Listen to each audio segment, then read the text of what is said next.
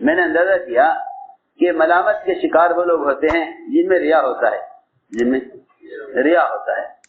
ریا ہوتا ہے انہیں ملامت کا اندیشہ ہوتا ہے، اور جو مخلصین ہوتے ہیں نا ان کو کسی سے ملامت کی پرواہ نہیں ہوتی. جی ہاں، نقصان آوے تو وہ کہتے ہیں انا للہ و انا الیہ راجعون، ہم اللہ ہی کے ہیں، پلٹ کے اللہ کی طرف جانا ہے. جب اللہ کے حکم کی وجہ سے نقصان آیا ہے تو پھر یہ نقصان اللہ کی طرف سے آیا ہے. وہ کبھی شکایت نہیں کرتے، وہ کہتے ہیں کہ ہم اللہ ہی کے لیے ہیں اور یہ اللہ کا حکم ہے. انہیں نقصان میں کسی کی ملامت کی پرواہ نہیں ہوتی. میرے عزیز دوستوں اور بزرگوں،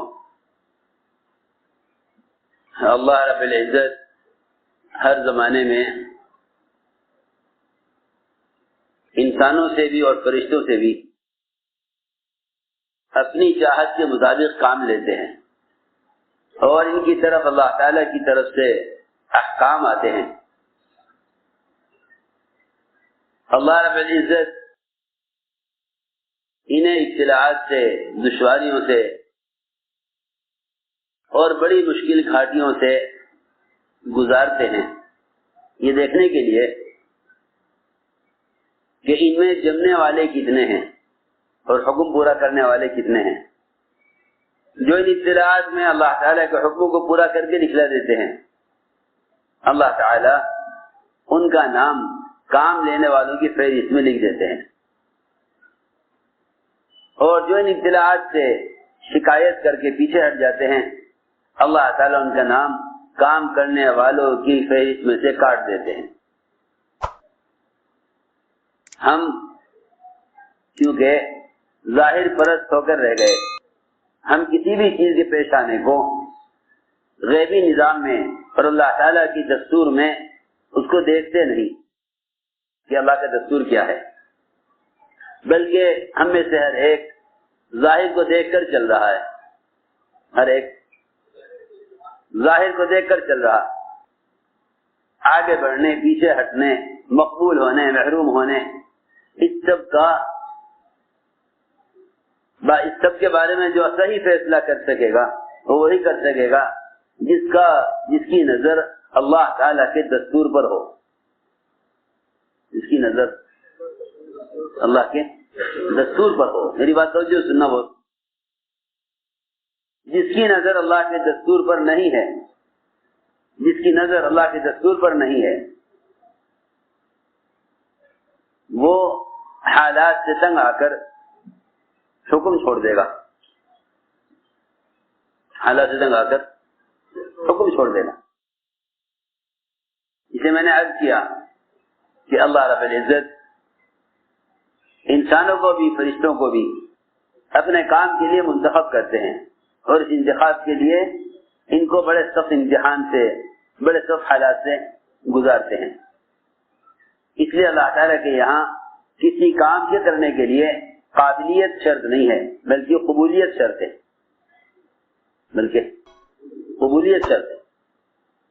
قابلیت شرط نہیں ہے. اور قبولیت کا تعلق قابلیت سے بھی نہیں ہے، بلکہ قبولیت کا تعلق صفات قبولیت سے ہے. قبولیت کا تعلق صفات قبولیت سے ہے. اللہ تعالی اپنے بندے کو مبتلا کرتے ہیں، کسی کو بیماریوں کے راستے سے، کسی کو قرض اور تنگیوں کے راستے سے، کسی کو طبیعت کے خلاف حالات کے برداشت کرنے کے راستے سے، مختلف راستوں سے اللہ تعالی امتحان لیتے ہیں. جو ان حالات میں حکم پر جمے رہیں انہیں اللہ تعالی اپنے کام کے لیے منتخب کر لیتے ہیں. اللہ نے اپنے کام کے لیے منتخب کر لیتے ہیں. سب سے پہلا امتحان اللہ نے فرشتوں کا لیا. اللہ نے فرشتوں کا لیا پہلا امتحان. اللہ نے پہلا امتحان فرشتوں کا لیا. ابھی انسان ابھی وجود میں نہیں آیا پوری طرح، اللہ نے فرشتوں کا امتحان لیا. انسان کو پیدا کرتے ہی سب سے پہلے امتحان فرشتوں کا لیا اور حکم لائے اللہ رب العزت فرشتوں کے مقام، ان کے درجے، ان کی حیثیت کے خلاف، اور حکم یہ دیا فرشتوں کو کہ آدم کو سجدہ کریں، آدم کو سجدہ کریں۔ اس حکم کی سب سے بنیادی حکمت یہ تھی کہ اگر ان کو حکم دیا جائے ان کی حیثیت کے اعتبار سے، پھر تو اس کا پورا کرنا کوئی مشکل کام نہیں ہے۔ انہیں حکم وہ دیا جائے جو حکم پورا کرنا ان کے مقام، ان کی حیثیت کے خلاف ہو۔ ہم اگر غور کریں گے تو اللہ تعالیٰ کے سارے احکام انسان کی فطرت اور اس کی جسمانی تقاضوں کے خلاف ملیں گے۔ نیند کا تقاضا نماز فرض، بھوک کا تقاضا روزہ فرض، مال کا تقاضا زکوٰۃ فرض، شہوت کا تقاضا زنا حرام، مال کا تقاضا چوری حرام۔ جہاں ٹی وی دیکھو گے سارے احکام انسان کی اپنی فطرت اور اس کے اپنے جسمانی تقاضوں کے خلاف ہوں گے۔ تم ہمارے حکموں کو اپنی جہت کے اور اپنے جسمانی تقاضوں کے خلاف ہمارا حکم پورا کر کے دکھلاؤ، ہمارا حکم پورا کر کے دکھلاؤ۔ سنو غور سے، وہ ہمارا حکم پورا کر کے دکھلاؤ۔ بھائی سن نہیں رہے، بچھا دو نا اس کو، بیٹھ جاؤ۔ اصل بات یہ تھی کہ تم حکم پورا کر کے دکھلاؤ۔ چنانچہ اللہ نے حکم دیا ملائکہ کو کہ آدم کو سجدہ کریں۔ سب نے سجدہ کر لیا سوائے ابلیس کے۔ سجدہ کیا سب نے سوائے ابلیس کے۔ اس نے یہ کہہ کر انکار کیا انا خیر منہ، کہ میں ان سے بہتر ہوں۔ آپ مجھے اپنی ذات کے سجدے کے لیے حکم دے تو میں تیار ہوں، لیکن مجھے حکم دے مجھ سے ادنا کے سجدے کے لیے، یہ میں نہیں کر سکتا۔ میں اعلیٰ ہوں، یہ ادنا ہے، میں پرانا ہوں، یہ نائے ہیں۔ اس پر ابلیس نے سجدے سے انکار کر دیا۔ میرے دوستو عزیزو، میں نے عرض کیا کہ اللہ تعالی حکم لا کر یہ دیکھنا چاہتے ہیں کہ یہ کس حالت میں اس حکم کو پورا کرتا ہے یا نہیں۔ اگر حکم پورا کر دیا تو ان کا نام کام کرنے والوں کی فہرست میں لکھ دیا جاتا ہے، اور اگر حکم پورا نہ کیا تو ان کا نام ہمیشہ کے لیے کام کرنے والوں کی فہرست سے کاٹ دیا جاتا ہے۔ یہ سب سے پہلا امتحان ہے جو اللہ نے فرشتوں کا دیا۔ سب کامیاب ہو گئے، وہ ناکام ہو گیا۔ سب کامیاب ہو گئے، وہ ناکام ہو گیا۔ اس پر کہ مجھے جو حکم دیا جا رہا ہے وہ حکم میری حیثیت کے خلاف ہے، حکم میری حیثیت کے خلاف ہے۔ پھر دوسری بات یہ ہے کہ جو شخص کسی خیر سے محروم کیا جاتا ہے وہ اپنے آپ کو تنہا محسوس کرنے کی وجہ سے دوسروں کو بھی اس خیر سے محروم کرنے میں لگ جاتا ہے۔ ہاں، یہ بھی عجیب بات ہے۔ اس نے قسم کھائی اس نے، فَبِعِزَّتِكَ لَأُغْوِيَنَّهُمْ أَجْمَعِينَ، کہ تیری عزت کی قسم میں سب کو گمراہ کر کے رہوں گا، سب گمراہ کر کے رہوں گا۔ چنانچہ اس نے آدم علیہ السلام سے اس کا بدلہ لیا کہ اگر آپ کو سجدہ نہ کرنے کی وجہ سے مجھے نکالا جائے تو پھر میں ایسا راستہ اختیار کروں گا کہ میں آپ کو بھی یہاں نہیں رہنے دوں گا، آپ کو بھی یہاں نہیں رہنے دوں گا۔ عجیب بات ہے کیا کہ اگر آپ کو سجدہ نہ کرنے کی وجہ سے مجھے یہاں سے نکالا جائے تو میں آپ کو بھی یہاں نہیں رہنے دوں گا. ہمیشہ یاد رکھنا یہ بات کہ جو شخص کسی خیر سے محروم کیا جاتا ہے وہ خیر خواہ بن کر لوگوں کو راہ راست سے ہٹانے کی پوری کوشش کرتا ہے. اگر میں تو نکلا یہاں سے، میں تو یہاں سے نکلا مگر آپ کو بھی یہاں نہیں رہنے دوں گا. میرا آپ کے لیے بڑا ناصحانہ مشورہ ہے اور میری بات ہمیشہ آپ کے کام آئے گی. آپ اگر ہمیشہ جنت میں رہنا چاہتے ہیں، آپ اگر ہمیشہ جنت میں رہنا چاہتے ہیں تو اس درخت سے کھا لیجیے، اس درخت سے کھا لیجیے اگر ہمیشہ رہنا چاہتے ہیں. اس لیے کہ مجھے معلوم ہے میں آپ سے زیادہ پرانا ہوں، آپ بعد میں آئے، میں پہلے سے ہوں، مجھے یہاں کے حالات معلوم ہیں. اگر آپ نے اس میں سے کھا لیا تو آپ ہمیشہ رہیں گے، آپ ہمیشہ رہیں گے. بھلا جنت میں ساری نعمتیں تھی، جنت میں ساری نعمتیں تھی، صرف ایک چیز کے بارے میں اللہ نے کہہ دیا لا تقرب هذه الشجرة، اس کے پاس مت آنا. کیا جنت میں ہمیشہ کے لیے کوئی چیز بھی جنتیوں کے لیے ممنوع نہیں ہے. ہم سے تو یہ کہا جا رہا لکم فیہا ما تشتہی انفسکم، جو چاہو گے وہ ملے گا. کوئی رکاوٹ، کوئی ممانعت کسی چیز کے استعمال کی ہرگز نہیں ہے. یہ سوچنے کی بات ہے کہ جنت جہاں کوئی کسی چیز پر رکاوٹ نہیں ہے، کسی چیز کی ممانعت نہیں ہے، وہاں ساری نعمتیں دے کر صرف ایک درخت کے بارے میں کہہ دیا اس کے قریب نہ جانا. شیطان نے کہا کہ اللہ تعالی نے تمہیں اس درخت پر کے قریب جانے سے اس لیے روکا ہے تاکہ تم ہمیشہ جنت میں نہ رہ سکو. کھا لو گے تو ہمیشہ رہو گے، نہیں کھاؤ گے تو نکال دیے جاؤ گے. یہ بات سمجھ میں آئی، یہ بات سمجھ میں آئی. اس لیے کہ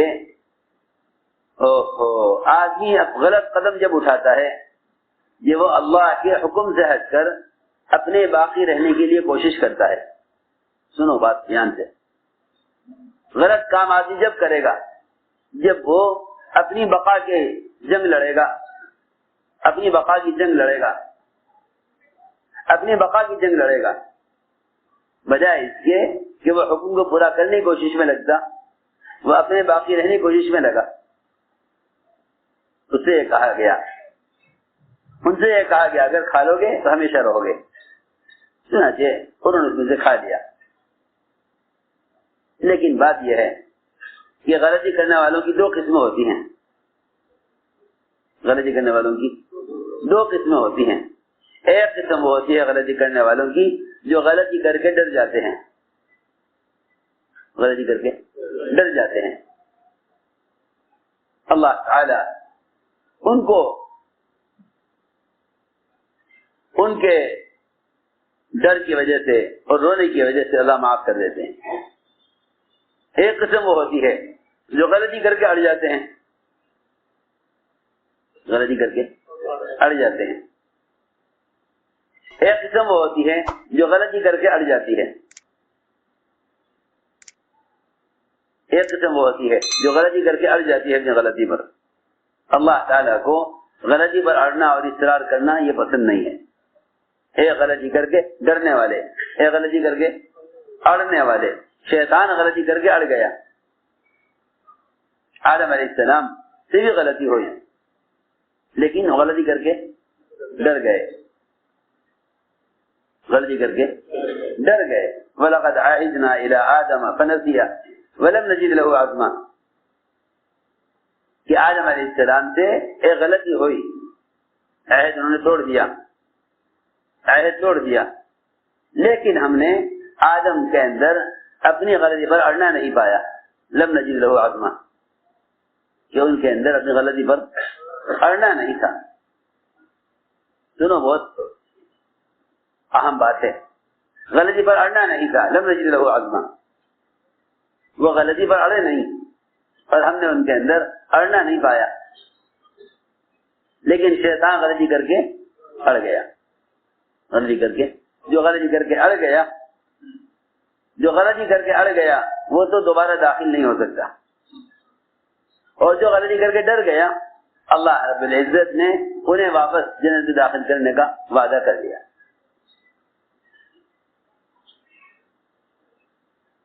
ان کو دوبارہ داخل کرنے کا وعدہ کر دیا۔ میرے عرض کرنے کا مقصد یہ تھا کہ اللہ تعالیٰ کی طرف سے احکام بندوں کی طرف، فرشتوں کی طرف ان کو آزمانے کے لیے آتے ہیں کہ ہماری بات کتنی ماننے والے ہیں، ہماری بات کتنی ماننے والے ہیں۔ اور واقعی حقیقت یہ ہے کہ اطاعت میں حکم پورا کر دینے والے اور اطاعت کی انتہا کو پہنچنے والے وہی اللہ تعالیٰ کے ہاں مقبول ہوتے ہیں، وہی اللہ کے ہاں مقبول ہوتے ہیں۔ حکم آتا ہے حیثیت کے خلاف، حکم آتا ہے کبھی حیثیت کے خلاف، جیسے اللہ تعالیٰ نے فرشتوں کا امتحان لیا، حکم دیا حیثیت کے خلاف۔ کبھی حکم آتا ہے آدمی کے جذبے اور اس کی چاہت کے خلاف۔ ایک جذبہ ہے واقعی اچھا جذبہ ہے، لیکن حکم آتا ہے جذبے کے خلاف، حکم آتا ہے جذبے کے خلاف۔ بہت اچھا جذبہ ہے، حکم آئے گا جذبے کے خلاف۔ تم حکم آئے جذبے کے خلاف تو اپنے جذبے کو نہ دیکھنا، حکم کو دیکھنا۔ حکم آئے گا جذبے کے خلاف، جب حکم آئے جذبے کے خلاف تو اچھے جذبے کو نہ دیکھنا۔ یہ امتحان انبیاء کا بھی ہوا، صحابہ کا بھی ہوا۔ ابراہیم علیہ السلام میں، انبیاء علیہ السلام میں اولاد کی چاہت ہوتی ہے، اولاد کی چاہت ہوتی ہے، اولاد ہو اور انہیں اولاد کی چاہت خواہش کی وجہ سے نہیں ہوتی، بلکہ انہیں اولاد کی چاہت اس دین اور دعوت کی امانت کی حفاظت کے لیے ہوتی ہے جو اللہ تعالیٰ دین کی امانت ان کو دے کر بھیجتے ہیں۔ انی خفت الموالی من ورائی وکانت امرأتی عاقرا فهب لی من لدنک ولیا یرثنی ویرث من آل یعقوب۔ اے اللہ، میں تجھ سے اولاد اس لیے چاہتا ہوں تاکہ جو کام تو نے دے کر بھیجا ہے میری اولاد اس کام کی میرے بعد حفاظت کرے۔ تاجر کی تمنا اولاد کی تجارت کے لیے ہے، زمیندار کی تمنا اولاد کی زمینداری کے لیے ہے، کارخانہ دار کی تمنا اولاد کے لیے کارخانے کی حفاظت اور اس کو چلانے کے لیے ہے۔ یہ ساری نیتیں فاسد ہیں، ساری نیتیں فاسد ہیں۔ اور یہ عجیب بات ہے کہ جو شخص اولاد جس مقصد کے لیے چاہتا ہے وہ مقصد اس کی اولاد سے پورا ہو جاتا ہے۔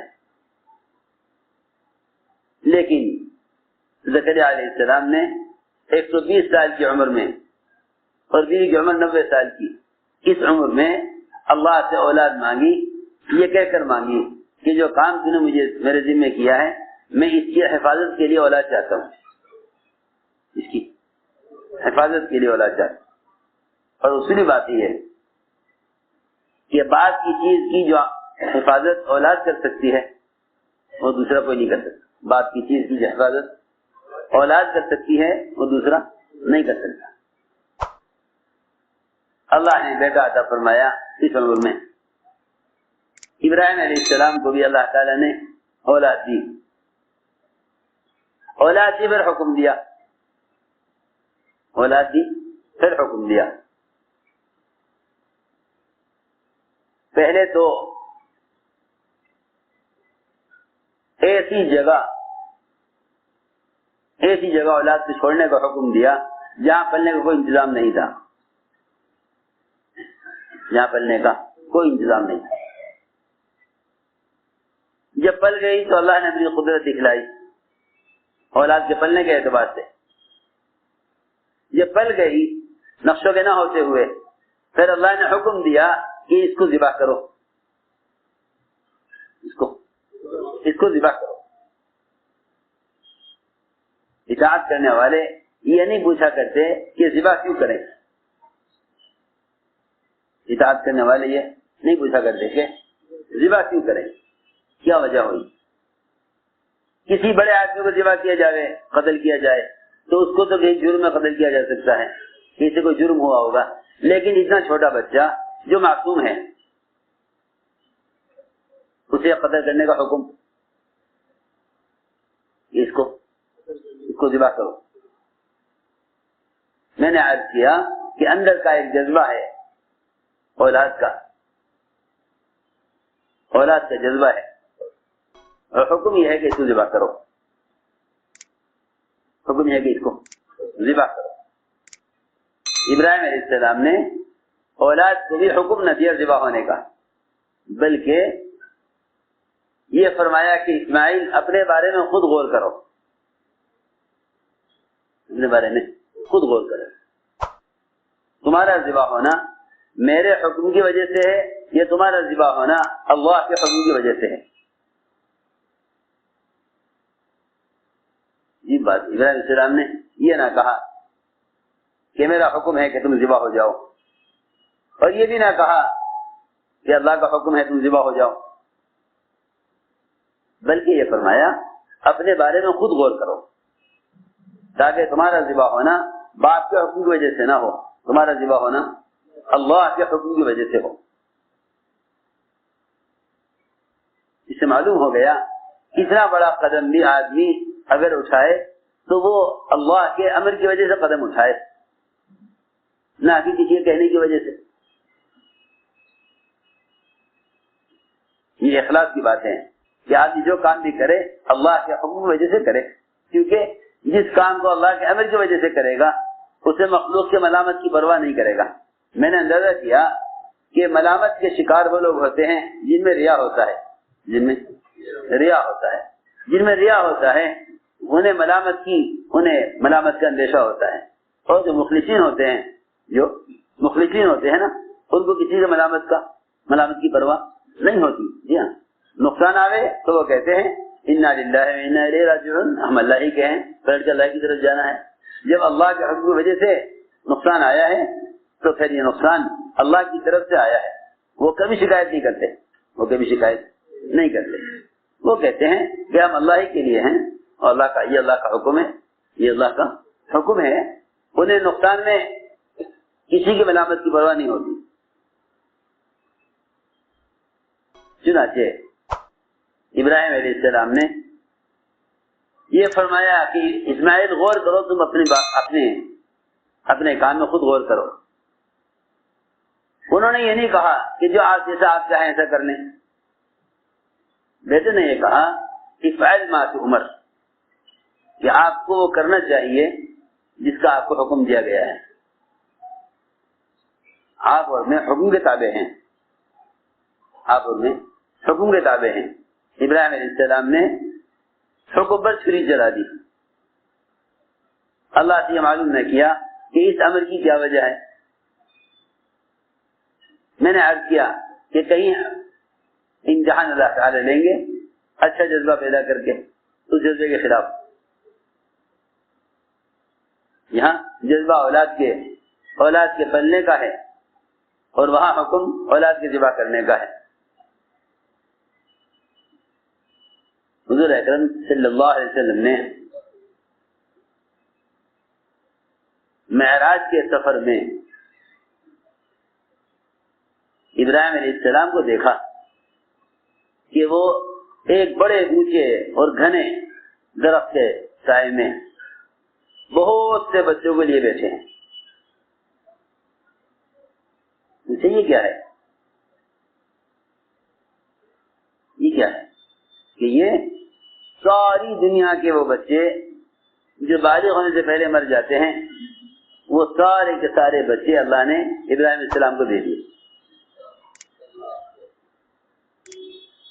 تمہیں ہمارے لیے ایک ذبح کیا, ہم نے ساری دنیا کے بچے تمہیں دے دیے. حالانکہ کوئی بھی ذبح نہیں ہوا مگر تم نے حکم پورا کیا. تم نے ہمارے لیے ایک ذبح کیا, حالانکہ وہ ذبح نہیں ہوا. ساری دنیا کے بچے اللہ نے اس کو دے دیے ابراہیم علیہ السلام. بتاؤ کتنے بچے چاہیے؟ جو بچہ بھی دنیا میں پیدا ہو کر مر جاتا ہے بچپن میں، وہ سیدھا ابراہیم علیہ السلام کے پاس پہنچ جاتا ہے. سارے بچوں کو لیے بیٹھے، ہر طرف بچے. کون سے بچے ہیں کہ دنیا میں مر جاتے ہیں، وہ ابراہیم علیہ السلام کے حوالے کر دیے جاتے ہیں. ایک بچے سے دل بہلانا چاہتے تھے، اسے ذبح کرنے کا حکم آ گیا، وہ بھی ذبح نہ ہوا، وہ بھی ذبح نہ ہوا. اللہ نے ساری دنیا کے بچے سمیٹ کر ابراہیم علیہ السلام کو دے دیے. میں عرض کر رہا تھا کہ یوں حکم آیا، جذبے کے خلاف پورا کر دیا. اسی طرح امتحان ہوتا ہے صحابہ کرام کا بھی، کہ صحابہ کا جذبہ تھا کہ عمرہ کریں حدیبیہ میں. جذبہ، عمرے کا جذبہ اچھا جذبہ ہے، عبادت کا جذبہ ہے، عبادت کا جذبہ ہے. لیکن حکم یہ آ گیا کہ آپ واپس جائیں. صحابہ کے لیے اس حکم کو پورا کرنا بڑا مشکل تھا. کیسے واپس جائیں؟ ہم حق پر ہیں، کفار باطل پر ہیں. اللہ کی مدد ہمارے ساتھ حق ہے، عمرہ عبادت ہے، بیت اللہ کسی کی جاگیر نہیں ہے، سب عبادت کرتے ہیں بیت اللہ پر. ہم کیوں واپس جائیں؟ ہم ان کی شرائط کیوں منظور کریں، کیوں قبول کریں، عمرہ کیوں نہ کریں؟ اللہ تعالی نے عمرے سے روک کر اس کا امتحان لینا چاہا کہ دیکھنا ہی چاہتے ہیں کہ یہ حکم پورا کرتے ہیں یا نہیں. سوچو تو صحیح کیا گزری ہوگی صحابہ پر. اتنی تمناؤں کے بعد، اتنے عرصے کے بعد تو عمرے کے لیے آئے اور مشرکین نے عمرے سے روک دیا. مشرکین نے عمرہ کرنے سے روک دیا، عمرہ نہیں کرنے دیں. اللہ تعالیٰ کا حکم یہ نہیں آیا کہ نہیں تو ان سے مقابلہ کر کے عمرہ کرنا ہے. حکم یہ آیا کہ تم واپس جاؤ، تم واپس جاؤ. عمر رضی اللہ تعالیٰ عنہ ایک ایک کے پاس جاتے، اس سے کہتے کہ کیوں عمرہ نہ کریں ہم، اور کیوں نہ ان سے مقابلہ کریں، کیوں دب کر صلح کریں. ہر ایک کے جواب دیتا تھا عمر اللہ کے رسول کا حکم یہ ہے، بس خاموش ہو جاؤ. میری بات سمجھو سننا، یہ نہیں. نعوذ باللہ عمر رضی اللہ تعالی عنہ ایک جماعت بنا لیتے کہ بتاؤ بھائی میرے ساتھ کون کون ہے جو عمرہ کرے گا.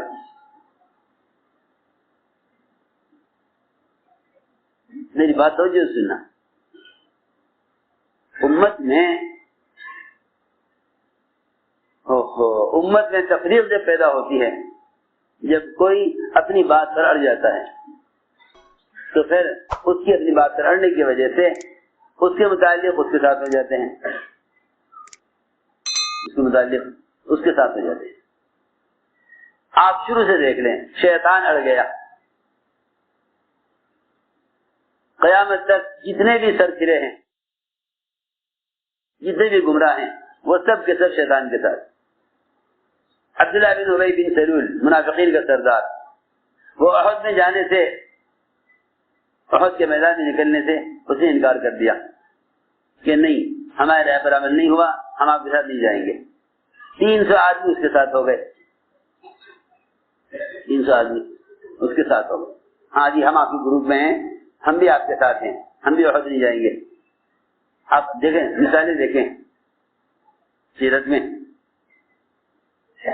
عمر رضی اللہ تعالیٰ عنہ اپنی بات پر اڑے کہ ہاں ہمیں عمرہ کرنا چاہیے، لیکن اس بات پر اڑنے کی وجہ سے اتنا ڈر گئے کہ ارے ہم اپنے جذبے میں آ کے نبی کا حکم کا انکار کر دیں. نبی کہہ رہے واپس چلو اور ہم کہہ رہے ہم عمرہ کریں گے. نبی کہہ رہے واپس چلو، ہم کہیں کہ ہم عمرہ کریں گے. اتنا ڈر گئے عمر رضی اللہ تعالیٰ عنہ کہ جب حضور اکرم صلی اللہ علیہ وسلم پر وحی آتے ہوئے دیکھی تو حضرت سمجھ گئے اس وقت جو وحی آ رہی ہے آسمان سے وہ عمر کے خلاف آ رہی ہے. عمر کے خلاف آ رہی ہے. اتنا ڈر گئے. اپنی سواری کو لے کر حضرت عمر رضی اللہ تعالیٰ عنہ صحابہ سے الگ ہو گئے کہ جب اللہ کا عذاب آئے تو صرف مجھ پر آئے, میرے ساتھیوں پر نہ آئے. حالانکہ اللہ اکبر عمرہ کرنا چاہتے تھے, بیت اللہ کا طواف کرنا چاہتے تھے, یہ بھی عبادت ہے, یہ بھی عبادت ہے. لیکن یہ عبادت اس وقت کی عبادت نہیں, کیونکہ حکم اس کے حکم آیا کہ عمرہ چھوڑ کر واپس جاؤ. ہمیں دیکھنا چاہتے ہیں تم ہمارے حکم پر عمرہ چھوڑ دو, ہمارے حکم پر عمرہ چھوڑ دو تو ہم تمہارے لیے بیت اللہ کو ہمیشہ کے لیے فتح کر دیں گے. وہاں سے ہٹے نہیں کہ صرف فتح نازل ہو گئی.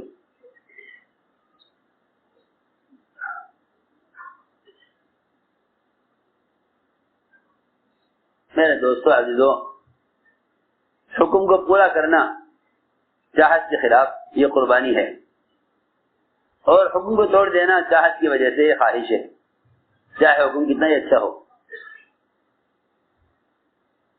تو میں نے عرض کیا, عمر رضی اللہ تعالیٰ ڈر گئے. فرماتے تھے عمر کہ میں نے پوری زندگی اعمال و صدقات کی ہے کہ اے اللہ میرا اس دن کا گناہ معاف کر دے, اس دن کا میرا گناہ معاف کر دے. میں کیوں اڑ گیا تھا عمرہ کرنے پر, میں نے ساری زندگی اعمال اور صدقات کیے, اے اللہ میرا گناہ معاف کر دے کہ میں عمرہ کرنے پر کیوں اڑ گیا تھا. یہ عمر رضی اللہ تعالیٰ عنہ ہمیشہ دعا کرتے تھے, اے اللہ میرا گناہ معاف کر دے. میں نے عرض کیا کہ ایک امتحان یہ ہے کہ آپ کا جذبہ بہت اچھا ہے, جذبہ آپ کا بہت اچھا ہے عمرہ کرنے کا. ہم آزمائیں گے کہ عمرہ کرتے ہیں یا عمرہ چھوڑتے ہیں, ہم آزمائیں گے. آپ عمرہ کرتے ہیں یا عمرہ چھوڑتے ہیں, آزمائیں گے. ہم نبی کے ذریعے ایسے احکام لاویں گے جو احکام آپ کی چاہت کے خلاف ہوں گے. کیسے کیسے صحابہ اطلاعات سے گزرے ہیں. سعد رضی اللہ تعالیٰ عنہ سے ان کی قوم کے خلاف فیصلہ کروایا آپ نے. پہلے یہ کہلوایا کہ جو سعد فیصلہ کریں گے مانو گے, کہ ہاں مانیں گے. ساری قوم اس انتظار میں تھی کہ سعد رضی اللہ تعالیٰ عنہ ان کی قوم کے سردار ہیں, وہ اپنی قوم کے بارے میں لچک, اپنی قوم کے بارے میں نرمی اختیار کریں گے, قوم کے بارے میں نرمی اختیار کریں گے. سب کو اس کی امید تھی, سب کو اس کی امید تھی.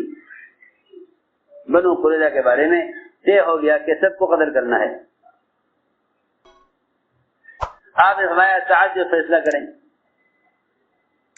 سعد بن معاذ رضی اللہ تعالیٰ عنہ, ان کو کھڑا کیا گیا بیچ میں. ایک طرف ساری قوم, ایک طرف حضور اکرم صلی اللہ علیہ وسلم, ایک طرف ساری قوم. آپ نے ہمارا سعد جو فیصلہ کرے ہمیں منظور ہے. قوم نے کہا کہ سعد بن معاذ جو فیصلہ کرے ہمیں منظور ہے. یہ بڑا سخت امتحان تھا. میں ضروری بات کرنا چاہتا ہوں, ہم اپنے ذاتی تعلقات کی وجہ سے حکموں کو توڑ دیتے ہیں. ذاتی تعلقات کی وجہ سے حکم توڑ دیتے ہیں. بیوی یہ چاہتی ہے, دو صحابہ یہ چاہتے ہیں, ہمارے متعلقین یہ چاہتے ہیں, ہماری حکومت یہ چاہتی ہے. حضور اکرم صلی اللہ علیہ وسلم نے بیویوں کو خوش کرنے کے لیے شہد پینے سے قسم کھا دی. بیویوں کو خوش کرنے کے لیے شہد پینے سے قسم کھا دی.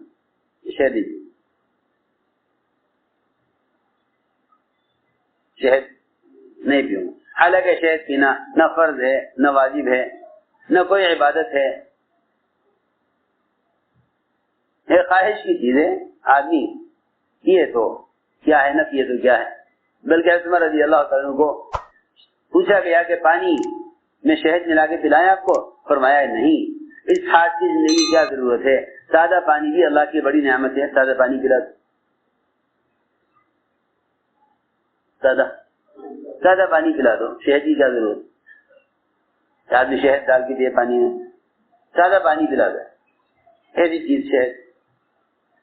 حضور اکرم صلی اللہ علیہ وسلم نے حضرت زینب کے یہاں شہد پیا، ازواج مطہرات نے انتظار کیا کہ اب تک کیوں نہیں آئے ہمارے یہاں، پتہ چلا کہ شہد پی رہے تھے، انہوں نے چاہا کہ آپ آئندہ شہد نہ پیئیں، اس کے لیے ازواج مطہرات نے حفصہ عائشہ نے ماحول بنایا کہ جو بھی جس کے پاس بھی جائیں وہ یہ کہے کہ آپ کے منہ سے بو آ رہی ہے، تو جب دیکھیں گے سب کہیں گے آپ کے منہ سے بو آ رہی ہے تو آپ کہیں گے ہاں میں نے شہد پیا تھا اس کی بو آ رہی ہے، آئندہ نہیں پیوں گا۔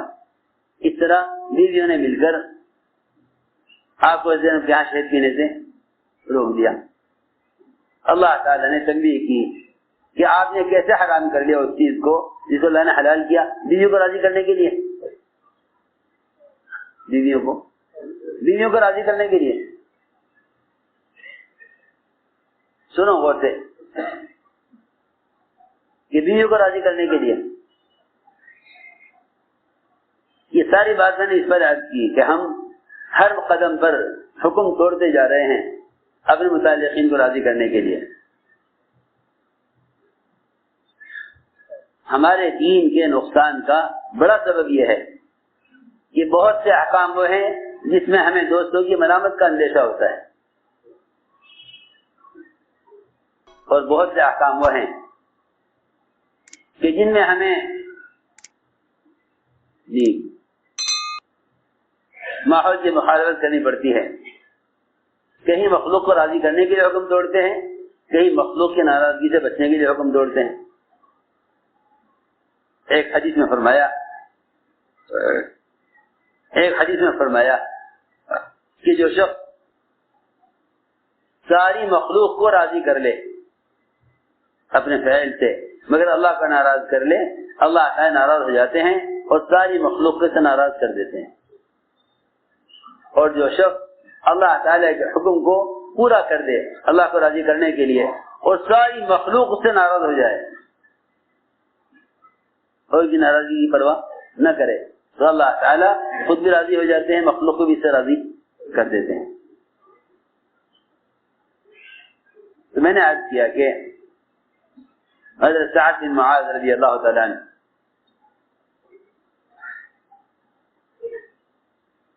وہ درمیان میں ادھر قوم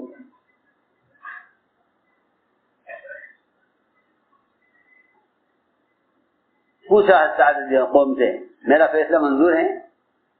کہاں جی آپ جو فیصلہ کریں گے ہمیں منظور ہے۔ اور سب کو جو امید تھی کہ ہماری قوم کے سردار ہیں، یہ ہماری حمایت کریں گے، ہمارا ساتھ دیں گے، ہماری حمایت کریں گے، ہمارا ساتھ دیں گے، سب کو اس کی امید تھی۔ ادھر حضور اکرم صلی اللہ علیہ وسلم ہیں، ادھر حضرت سعد کی قوم۔ تو فیصلہ کیا سعد رضی اللہ تعالیٰ نے کہ اس قوم کے، میری قوم کے جتنے بھی جوان ہیں سب کو قتل کر دیا جائے، سب کو، ایک کو بھی نہ چھوڑا جائے، سب کو قتل کیا جائے، اور جتنے ان کے بچے ہیں سب کو غلام بنایا جائے، صحابہ میں تقسیم کر دیا جائے، اور عورتیں ہیں جنہیں باندیاں بنا دیا جائے، اور جتنے بھی جوان ہیں سب کو قتل کر دیا جائے۔ سعد رضی اللہ تعالیٰ عنہ کے اس فیصلے پر، حضرت سعد کے اس فیصلے پر حضور اکرم صلی اللہ علیہ وسلم نے یہ فرمایا کہ ہاں جو فیصلہ تم نے کیا ہے یہی فیصلہ اللہ اور اللہ کے رسول کا فیصلہ ہے۔ تو یہ فیصلہ کیا ہے قوم کے خلاف، وہ اللہ کے رسول کا فیصلہ ہے، اللہ کا بھی یہی فیصلہ ہے، اللہ کے رسول کا بھی یہی فیصلہ ہے، مگر فیصلہ خود نہیں کیا، سعد سے کرایا، حضرت سعد سے کہ دیکھو میں نے ایک بات عرض کر رہا کہ اس امتحان سے اللہ نے گزارا، اس امتحان سے گزر کر اللہ تعالیٰ کے یہاں وہ مقام بنا حضرت سعد بن معاذ رضی اللہ تعالیٰ عنہ کا کہ جب ان کا زخم پھٹا اور ان کی ان کی روح نکلی تو یہ حضور اکرم صلی اللہ علیہ وسلم کے سینے پر تھے اور ان کا خون آپ کے اوپر آ رہا تھا. ابو بکر عمر رضی اللہ عنہما حضور اکرم صلی اللہ علیہ وسلم سے خون کو ہٹانا چاہتے تھے اور آپ فرماتے رہنے دو رہنے دو. آواز سے روئے ابو بکر عمر رضی اللہ عنہما ان کی وفات پر، کیونکہ جو اللہ کے رسول کے حکم کے پورا کرنے میں اپنی قوم کی پرواہ نہ کریں، اللہ کا ان کا اللہ کے یہاں یہ درجہ ہوتا ہے. آپ اتنا جلدی چلے ان کے جنازے کی طرف، فرما رہے تھے کہ اللہ کے یہاں وہ مقام ہے ان کا اس وقت کہ اگر ہم نے تاخیر کی جنازے پر پہنچنے میں تو ایسا نہ ہو کہ فرشتے ہم سے پہلے ان کو غسل دے دیں. فرشتے ہم سے پہلے ان کو غسل دے دیں. اتنا جلدی آپ چلے اور ایڑی اٹھا کر چل رہے تھے. آپ ایڑی اٹھا کر چل رہے تھے پنجوں پر. یہ ایسے کیوں چل رہے جیسے کوئی آدمی پیر رکھنے کی جگہ نہ ہو تو آدمی پیر اٹھا کر پنجوں کے بل چلتا ہے، لیکن اتنے ملائکہ اتنے فرشتے ہیں کہ کہیں پیر رکھنے کی جگہ نہیں ہے. میں نے ساری بات یہ سمجھانے کے لیے عرض کی ہے کہ بہت سے احکام ایسے ہیں کہ جنہیں ہم اپنی قوم کی رعایت میں یا اپنے متعلقین کی وجہ سے چھوڑ دیتے ہیں. ایسے لوگوں کے اللہ کے یہاں کوئی پرواہ نہیں ہے. لیکن جو لوگ اللہ کے حکم کے لیے اپنی قوم، قبیلے، علاقے کی پرواہ نہیں کرتے، اللہ تعالی ایسے لوگوں کو اپنے کام کے لیے قبول کر لیتے ہیں. تو میں نے عرض کیا کہ حکم آتا ہے کبھی آدمی کی اپنی چاہت کے خلاف. حضور اکرم صلی اللہ علیہ وسلم نے ایک صحابی کو بلایا جو اپنے والدین سے سب سے زیادہ محبت کرتے تھے. والدین سے سب سے زیادہ محبت کرتے تھے، والد کی خدمت اور والد کے ساتھ حسن سلوک سب سے زیادہ کرنے والے تھے. بلا کر فرمایا جاؤ اپنے باپ کا سر کاٹ کر لاؤ. باپ کا سر کاٹ لاؤ. اور کچھ نہیں فرمایا، کیا وجہ ہوئی، کیا بات ہوئی، کچھ نہیں. جاؤ اپنے باپ کا سر کاٹ کر لاؤ. روایت میں ہے وہ دوڑے فوراً پوچھا کہاں جا رہے؟ آپ کا حکم ہے، آپ کا حکم ہے، باپ کا سر لینے جا رہا ہوں. آپ نے فرمایا ہم نے یہ حکم تمہیں دیا تھا یہ دیکھنے کے لیے کہ تمہیں محبت ہم سے زیادہ ہے یا باپ سے زیادہ ہے. ہم دیکھنا چاہتے تھے کہ محبت ہم سے زیادہ ہے یا باپ سے زیادہ ہے. ہم سے یہ دیکھنا چاہتے تھے کہ محبت ہم سے زیادہ ہے باپ سے زیادہ ہے. ہم نے تمہیں اس محبت میں آزمانے کے لیے حکم دیا تھا. تو میں نے عرض کیا کہ اللہ تعالی کی طرف سے ایسے احکام آتے ہیں اور کبھی حکم آتا ہے معمول کے خلاف. حکم آتا ہے معمول کے خلاف. ایک معمول چل رہا ہوتا ہے، حکم آتا ہے کہ اب یوں نہیں یوں کرنا ہے. حکم آتا ہے کہ اب یوں نہیں کرنا یوں کرنا ہے. عجیب بات ہے. صحابہ کرام کی خوب آزمائش ہوئی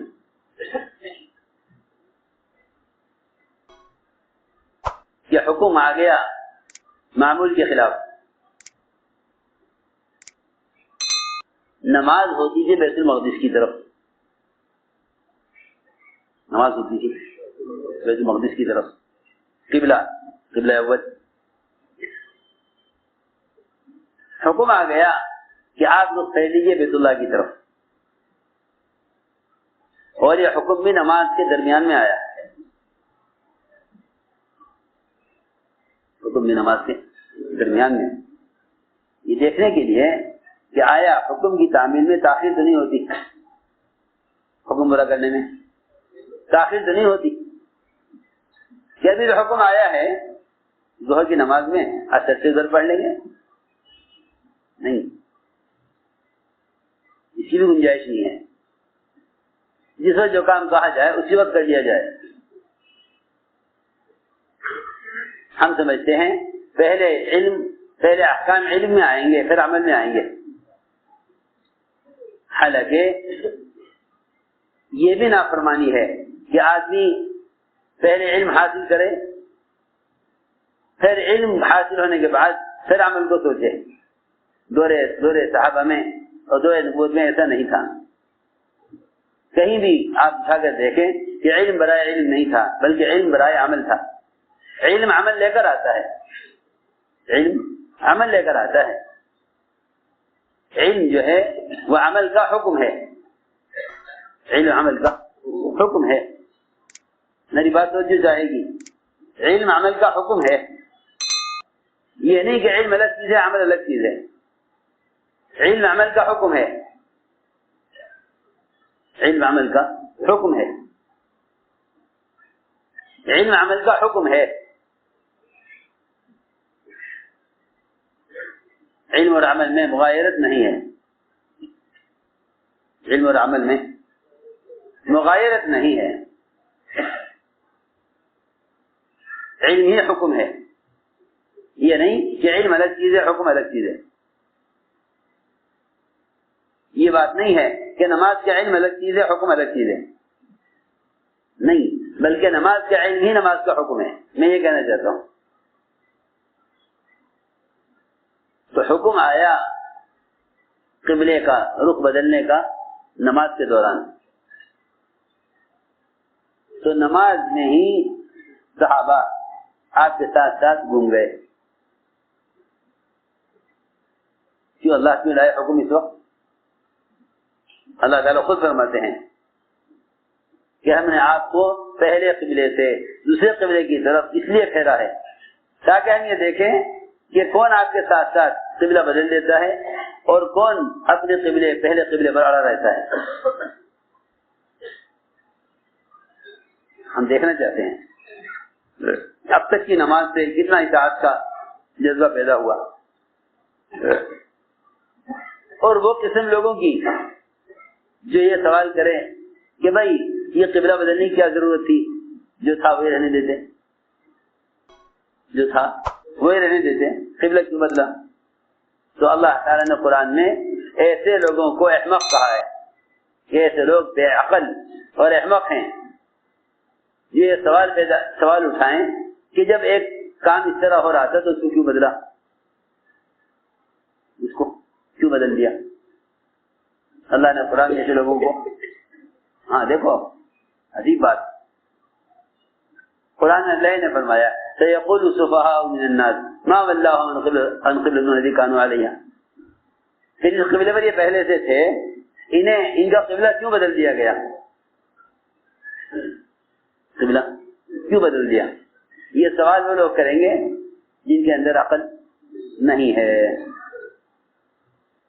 بندہ حکم کے تابع ہے، بندہ حکم کے تابع ہے، معمول کے تابع نہیں ہے، بندہ حکم کے تابع ہے، معمول کے تابع نہیں ہے۔ اللہ تعالیٰ معمول کے خلاف حکم لاتے ہیں، معمول کے خلاف حکم لاتے ہیں۔ بیت المقدس سے قبلے کو بیت اللہ کی طرف پھیر دیا، یہ دیکھنے کے لیے کون نبی کی بات مانتا ہے اور کون نبی کی بات نہیں مانتا۔ اللہ نے قبلے کو اس لیے بدلا۔ تو میں نے عرض کیا کہ یہ ساری اللہ تعالی کی طرف سے وجوہات ہوتی ہیں، اس امتحان سے جو لوگ گزر جاتے ہیں اللہ تعالیٰ ان کو کام کے لیے، اپنے کام کے لیے منتخب کر دیتے ہیں۔ یہ تھی ساری بات کا خلاصہ اصل کہ سب سے بنیادی چیز ہر حال میں اللہ کے رسول کی اطاعت ہے۔ مالی ایسا فرماتے تھے میرے کام کا مقصد ہی اتباع سنت ہے، کام کا مقصد ہی اتباع سنت ہے، اور کام کا مقصد ہی احیاء سنت ہے۔ یہ نہ دیکھو کہ دنیا کا دستور اور معمول کیا ہے، یہ دیکھو کہ اس عمل کا سنت طریقہ کیا ہے، اس عمل کا سنت طریقہ کیا ہے۔ اصل مقصد دعوت سے احیاء سنت ہے، اس لیے کہ سب سے بڑا جہاد رواج کے خلاف چلنا ہے، سب سے بڑا جہاد رواج کے خلاف چلنا ہے. رواج کے خلاف چلنا ہی اصل جہاد ہے. یہ رواج کے خلاف چلنا ہی اصل جہاد ہے. اس لیے فرمایا کہ اپنے آپ کو صبر کا عادی بناؤ. اپنے آپ کو صبر کا عادی بناؤ. اس لیے کہ صبر سے بڑھ کر ترقی اور تربیت کا کوئی اور ذریعہ نہیں ہے. صبر سے بڑھ کر ترقی اور تربیت کا کوئی ذریعہ نہیں. سب سے بڑا ذریعہ ترقی اور تربیت کا وہ صبر ہے. یہی وجہ ہے کہ انبیاء علیہ السلام کو مشکلات سے گزارا جاتا تھا. مشکلات سے گزارا جاتا تھا. انبیاء علیہ السلام کو مشکلات سے گزارا جاتا تھا. بلکہ ان سے بکریاں چروانے کی حکمت بھی یہی ہے تاکہ ان کے اندر برداشت اور صبر کی صفت پیدا ہو. برداشت اور صبر کی صفت پیدا ہو. بکریوں کا چرانا سب سے مشکل کام ہے. اونٹوں کے مزاج میں کینہ ہوتا ہے کیونکہ اونٹ شیطان کے خمیر سے بنا ہے. اس کی مزاج میں کینہ ہے. گھوڑوں کے مزاج میں کبر ہے. گھوڑوں کے مزاج میں کبر ہے. اونٹوں کے مزاج میں کینہ ہے. ریکنسٹرکشن آف امہ dailymarkers.com. جتنے بھی قوت والے جانور ہیں وہ نہیں چروائے انبیاء سے، بلکہ جو انتہائی کمزور جانور ہے، بکری غصہ آ جائے تو آپ مار نہیں سکتے. بکری کو آپ مار نہیں سکتے. اس پر کوئی وزن لاد نہیں سکتے. اس پر سواری کر نہیں سکتے. سواری کر نہیں سکتے. اس پر آپ بوجھ نہیں رکھ سکتے. اس کو آپ مار نہیں سکتے. ایک لاٹھی مار دو کمر پہ تو ختم ہو جائے گی. اتنا کمزور جانور وہ نبیوں سے چروایا ہے تاکہ ان کے اندر رعایا کو لے کر چلنے کی استعداد پیدا ہو. سب سے زیادہ صبر کرنا پڑتا ہے چرواہے کو. جب تک بکری ایک درخت سے کھا کر منہ نہ ہٹا لے چرواہا انتظار میں کھڑا رہتا ہے. یہ حکمت تھی کہ ان سے بکریاں چرواؤ. پہلے ان سے بکریاں چرواؤ. سب سے زیادہ سخت اور ظالم فرعون، اس کی طرف دعوت دینے کے لیے بھیجنا تھا. ان سے پہلے بکریاں چروائیں. سب سے زیادہ سخت قوم قریش، ان کی طرف آپ کو مبعوث کرنا تھا. پہلے بکریاں چروائیں.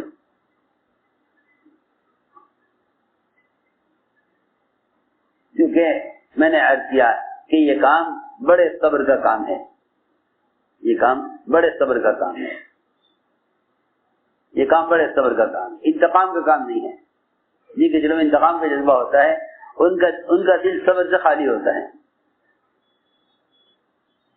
ان کا دل صبر سے خالی ہوتا ہے. کیونکہ صبر اور انتقام یہ دو جذبے ایک دل میں جمع نہیں ہو سکتے. صبر اور انتقام جو یہ دو جذبے ایک دل میں جمع نہیں ہو سکتے.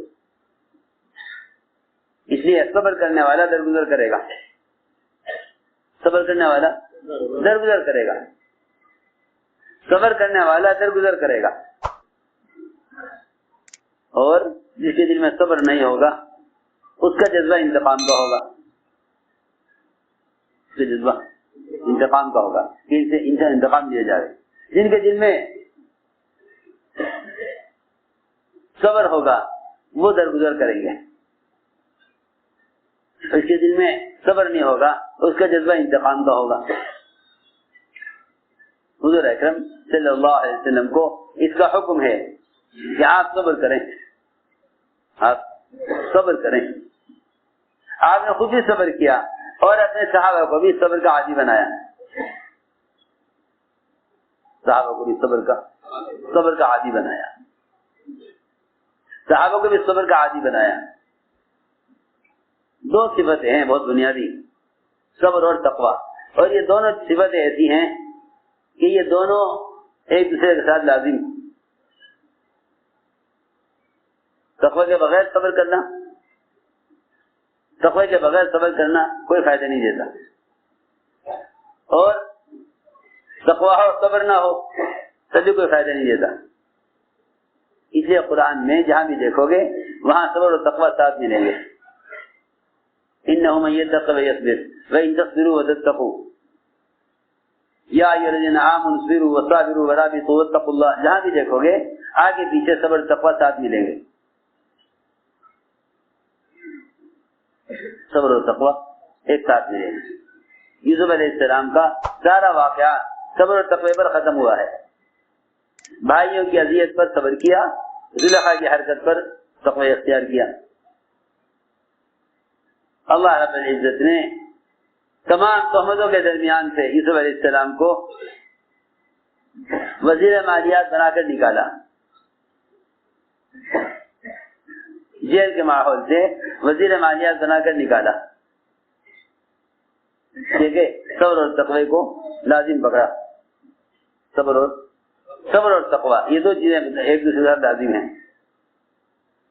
اس لیے میرے دوستو عزیزو، ان سارے امتحانات سے گزر کر آدمی جب کام کے میدان میں آتا ہے تو پھر اللہ تعالیٰ کے یہاں مقبول ہو جاتا ہے، اللہ کے یہاں مقبول ہو جاتا ہے۔ اس لیے میں نے عرض کیا کہ اپنے آپ کو اللہ کے یہاں قبول کرواؤ، اور قبولیت کے لیے انہیں امتحان سے گزرنا ہوگا، امتحان سے گزرنا ہوگا۔ اس لیے فرمایا کہ صبر کرنے والا آدمی ہمیشہ نرم مزاج بنے گا، کیونکہ صبر کرنا آدمی کے اندر نرمی پیدا کرتا ہے، اور انتقام کا جذبہ سختی پیدا کرتا ہے، انتقام کا جذبہ سختی پیدا کرتا ہے۔ اور جو صبر کے عادی ہوتے ہیں ان کے مزاج نرم ہوتے ہیں، اور یہ حکم ہے نبی کو کہ آپ ان کے ساتھ معاملہ نرمی کا کریں، معاملے کے ساتھ نرمی کا کریں۔ سنو غور سے، معاملہ نرمی کا کریں، اس لیے کہ آپ کو ہم نے ساری انسانیت کی طرف معلم بنا کر بھیجا ہے۔ جو آیت آپ نے فرمایا انما بعثت معلما، کہ مجھے معلم بنا کر بھیجا گیا، آپ کو تعلیم دینی ہے امت کو دین کی، لہذا امت کو دین کی تعلیم دینے کے لیے سب سے پہلا کام یہ ہے کہ آپ امت کے لیے باپ کی طرح شفیق بنے۔ ایک روایت میں ہے فرمایا کہ میں تمہارے لیے باپ کی طرح ہوں تعلیم دینے والا، انا لکم بمنزلۃ الوالد اعلمکم۔ اس لیے امت کو دین کی تعلیم دینے کے لیے باپ والی شفقت کی ضرورت ہے، شفقت، باپ والی شفقت، باپ والی شفقت، اس لیے کہ امت سے تو غلطیاں ہوں گی، یہ تو یقینی بات ہے، یقینی بات ہے کہ غلطی تو انسان کی فطرت میں ہے، غلطی انسان کی فطرت میں ہے، مگر سوال یہ ہے کہ غلط کرنے والے کے ساتھ کیا معاملہ کیا جائے، غلط کرنے والے کے ساتھ کیا معاملہ کیا جائے۔ لوگ سمجھتے ہیں کہ سزا تربیت کا ذریعہ ہے، حالانکہ حدود جو ہے نا، حدود،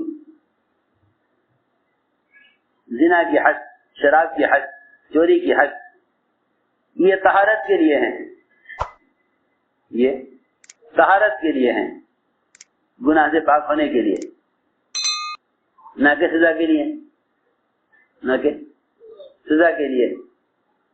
حدود جو فرض ہیں ان کا قائم کرنا بھی طہارت کے لیے ہے، ان کا قائم کرنا طہارت کے لیے۔ میری بات توجہ سے آئے گی ذرا۔ حدود کا قائم کرنا طہارت کے لیے ہے. ایک آدمی سے چوری ہو گئی, اس نے آ کر اپنا ہاتھ پیش کر دیا آپ کے سامنے, کہا کہ میرا ہاتھ کاٹ دیجیے. کیوں؟ کہ مجھ سے چوری ہو گئی. جب اس کا ہاتھ کٹ کے گرا تو اس نے اس ہاتھ کی طرف, کٹے ہوئے ہاتھ جو پڑا ہوا تھا, اس سے اشارہ کر کے کہا کہ اللہ تیرا شکر ہے کہ یہ ہاتھ میرے جسم سے الگ ہو گیا, ورنہ یہ ہاتھ مجھے جہنم میں لے کے جاتا.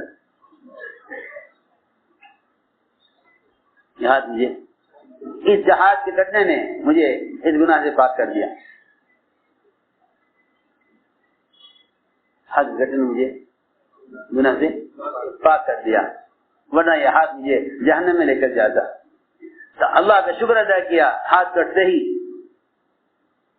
ہاتھ کٹتے سے اللہ کا شکر ادا کیا. اے اللہ تیرا شکر ہے کہ یہ ہاتھ میرے جسم سے الگ ہو گیا. میں نے عرض کیا حدود طہارت کے لیے ہیں, حدود طہارت کے لیے ہیں, حدود طہارت کے لیے ہیں. ایک آدمی زنا ہوا, اس کو رجم کیا گیا, رجم کیا گیا. تو کسی صحابی نے دوسرے سے کہا کہ دیکھو تو صحیح کتے کی طرح رجم کیا جا رہا. آپ نے فرمایا کہ میں دیکھ رہا ہوں کہ اس وقت زنا کرنے والا جنت کی نہروں میں نہا رہا ہے, جنت کی نہروں میں ہے اس وقت.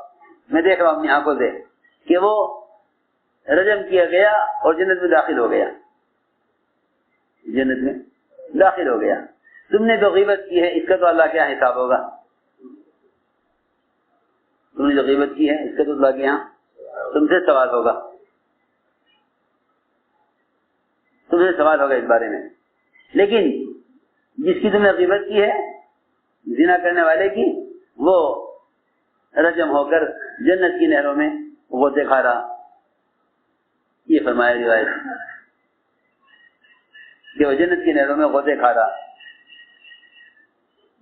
میں نے عرض کیا کہ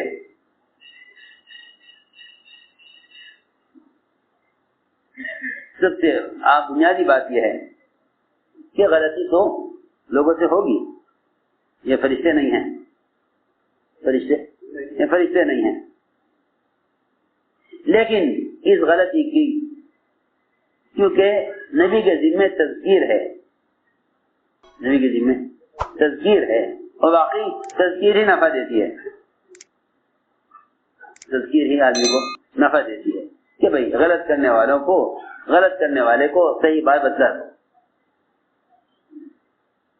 غلط کرنے والے کو صحیح بات بتلا دو. یہ نہیں کہ تم داروغہ بن کر لوگوں کے صحیح کام کرواؤ. اللہ اکبر. سید الانبیاء, امام الانبیاء, خاتم الانبیاء, ان سے تو اللہ یہ کہہ رہے ہیں کہ آپ داروغہ نہیں ہیں, اور یہ کہہ رہے ہیں افانت تکرہ الناس حتی یکونوا مؤمنین, کہ کیا آپ لوگوں کو مجبور کریں گے کہ وہ ایمان لے آئیں؟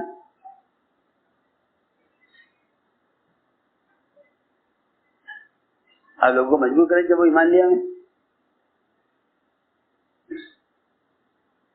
یا آپ کو داروغہ ہے ان پر کہ آپ ان سے صحیح کام کرائیں؟ آپ کے ذمہ صرف تعلیم اور تذکیر ہے کہ آپ انہیں صحیح بات بتلا دیں. اسے میں نے عرض کیا کہ صبر کرنے والا برداشت کرے گا, انتقام لینے والا برداشت نہیں کرے گا. آپ صلی اللہ علیہ وسلم نے اپنی مسجد میں پیشاب کرنے والے کے ساتھ کیا معاملہ کیا؟ غلطی ہوئی, ایک آدمی نے مسجد میں پیشاب کر دیا, صحابہ دوڑے روکنے کے لیے, صحابہ دوڑے روکنے کے لیے, صحابہ دوڑے روکنے کے لیے. فرمایا چھوڑ دو اس کو, پیشاب کرنے دو, اس کو چھوڑ دو, پیشاب کرنے دو.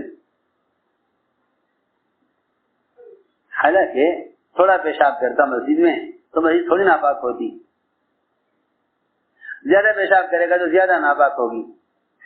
اب تک تو انجانے میں کر رہا تھا, اگر نہیں روکیں گے تو جان کر کرے گا.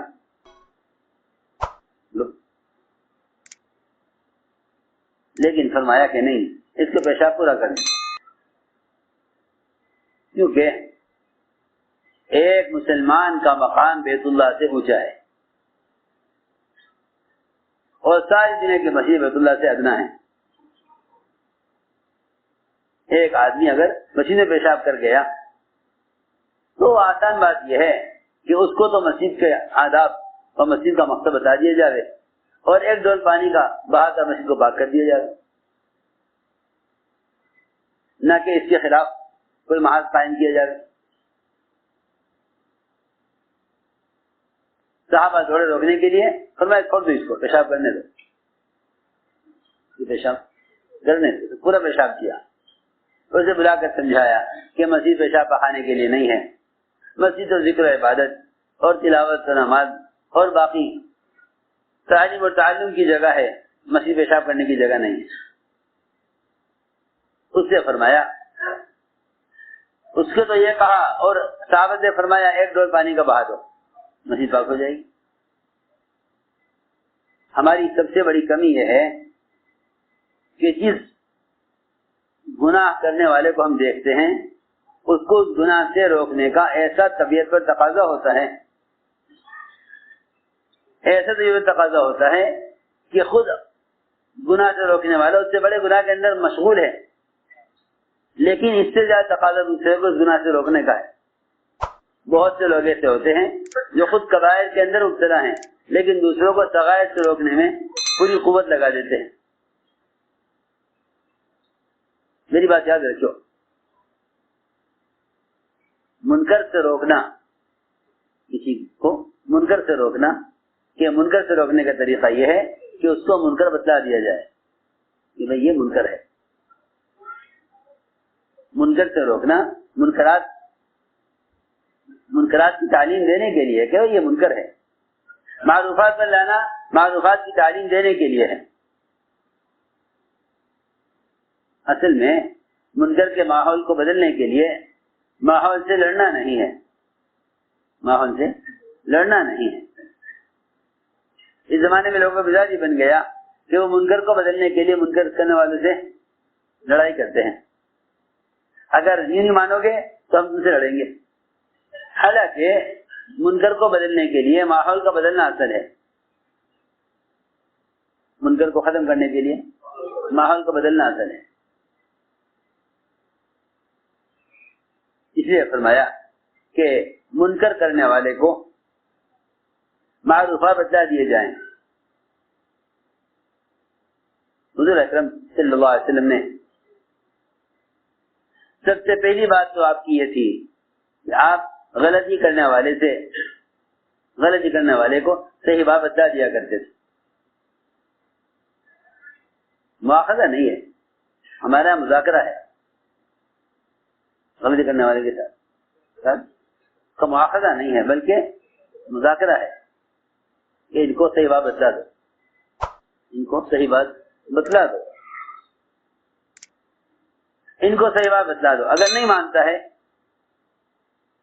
مانتا ہے تو پھر منوانے کا صرف ایک ہی راستہ ہے کہ دعاؤں کے ذریعے اس منکر کو ختم کرایا جائے. اس لیے کہ منکر سے روکنے کے 3 درجے ہیں. منکر سے روکنے کے 3 درجے ہیں. جہاد کے بھی 3 درجے ہیں. منکر سے روکنے کے بھی 3 درجے ہیں. پہلا درجہ یہ ہے کہ آپ منکر کے ماحول کو ہاتھ سے بدلیں. دوسرا درجہ ہے کہ آپ منکر کے ماحول کو زبان سے بدلیں. لیکن اگر ہاتھ اور زبان سے منکر آپ نہیں بدل سکتے تو آپ ہاتھ سے بھی چھوڑ دیں، زبان کو بھی چھوڑ دیں. پھر تیسرا آخری درجہ یہ ہے کہ آپ اس منکر کو اپنے دل سے بدلیں. اپنے دل سے بدلیں. کیا مطلب دل سے بدلیں؟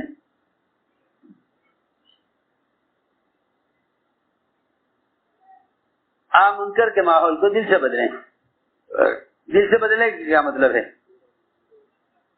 کہ دل سے بدلنے کا مطلب یہ ہے کہ تنہائی کی دعاؤں کی قوت کو استعمال کریں منکر کو ختم کرانے کے لیے. ہمارا حال یہ ہے کہ منکر کرنے والوں کی تنہائی میں غیبت تو کریں گے، فلاں نے یہ کیا، فلاں نے یہ کیا، فلاں نے یہ کیا، حالانکہ منکر کرنے والے کے لیے منکر کرنے والے کی تنہائی میں غیبت نہ کرو، ورنہ تم اس سے بھی زیادہ اللہ کے یہاں بڑے مجرم قرار دیے جاؤ گے. کیونکہ منکر کرنے والا اتنے بڑے گناہ میں نہیں، اتنے بڑے گناہ میں منکر کرنے والے کی غیبت کرنے والا ہے. منکر کرنے والا اتنا بڑا، یہ تمہیں کیا بتاؤں، زنا کرنے والے سے زیادہ برا آدمی زنا کی خبر کرنے والا ہے.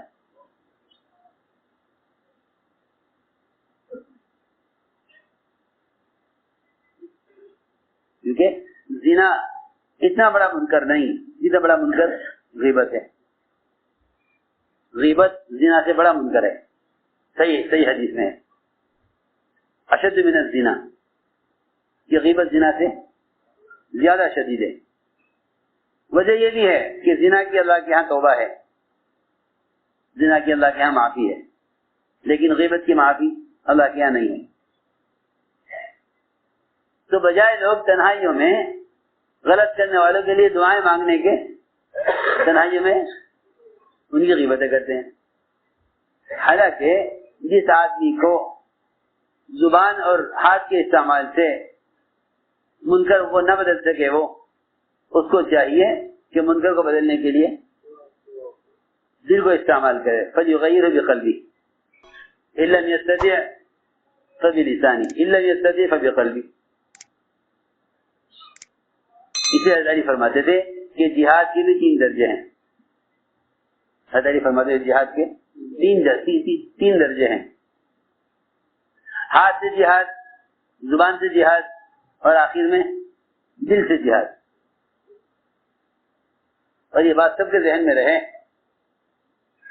کہ اگر دل سے جہاد نہیں کر رہا ہے تو پھر ایمان سے دل خالی ہو چکا ہے. اس لیے حدیث میں فرمایا سب سے کمزور ترین ایمان، سب سے ضعیف ایمان اس شخص کا ہے، سب سے زیادہ ضعیف ایمان اس شخص کا ہے جو منکر کو دل سے بدلے. جو منکر کو دل سے بدلے اس کا ایمان سب سے زیادہ کمزور، سب سے ادنا درجے کا ایمان اس شخص کا ہے جو منکر کو دل سے بدلے. وذالک اضعف الایمان. بعض روایتوں میں ہے کہ اگر وہ دل سے اس منکر کو نہیں بدلتا ہے، اگر وہ دل سے اس منکر کو نہیں بدلتا ہے تو فرمایا کہ پھر اس کے دل میں رائی کے ذرے کے برابر بھی اس کے دل میں ایمان نہیں ہے. پھر اس کے دل میں ایمان نہیں. تو میں نے عرض کیا کہ غلط کرنے والوں کے ساتھ کیا معاملہ کیا جائے، غلط کرنے والے کے ساتھ کیا معاملہ کیا جائے. حضور اکرم صلی اللہ علیہ وسلم بڑی سے بڑی غلطی کر جانے والوں کے ساتھ سب سے پہلا معاملہ آپ کا یہ ہوتا تھا کہ آپ اس کے ساتھ نرمی اور شفقت کا معاملہ فرماتے اور درگزر فرماتے. کیا کرتے؟ درگزر کرتے تھے، درگزر فرماتے اور غلطی کرنے والے کے عذر کو قبول کرتے، غلطی کرنے والے کے عذر کو قبول کرتے. حاطب بن ابی بلتعہ رضی اللہ تعالی عنہ، انہوں نے مکے والوں کو خبر کر دی، مشرکین کو، کہ حضور اکرم صلی اللہ علیہ وسلم تم پر حملے کی تیاری کر رہے ہیں. یہ بہت بڑی غلطی ہوئی، یہ بہت بڑی غلطی، بہت بڑی غلطی.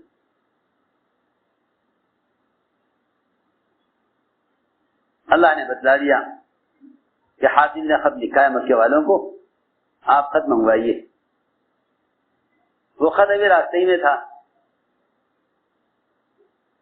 ایک عورت وہ خط لے کر جا رہی تھی. آپ نے صحابہ کو بھیجا، وہ گئے، عورت سے ملے راستے میں، اس سے خط لیا، خط کھلا، حاطب کی طرف سے مکے والوں کے نام۔ حضرت عمر نے فرمایا جی یہ تو منافق ہے۔ میں کہ نہیں اس کو منافق نہ کہو، آپ دیکھیے تو صحیح، اس نے آپ کا راز کھول دیا مشرکین پر۔ پوچھا حاطب یہ تم نے ایسا کیوں کیا؟ تم نے کیوں کیا؟ آج کیا گیا رسول اللہ کی مزہ آپ کے ساتھ حق ہے، اللہ کی مزہ آپ کے ساتھ حق ہے، آپ کو نقصان نہیں ہو سکتا۔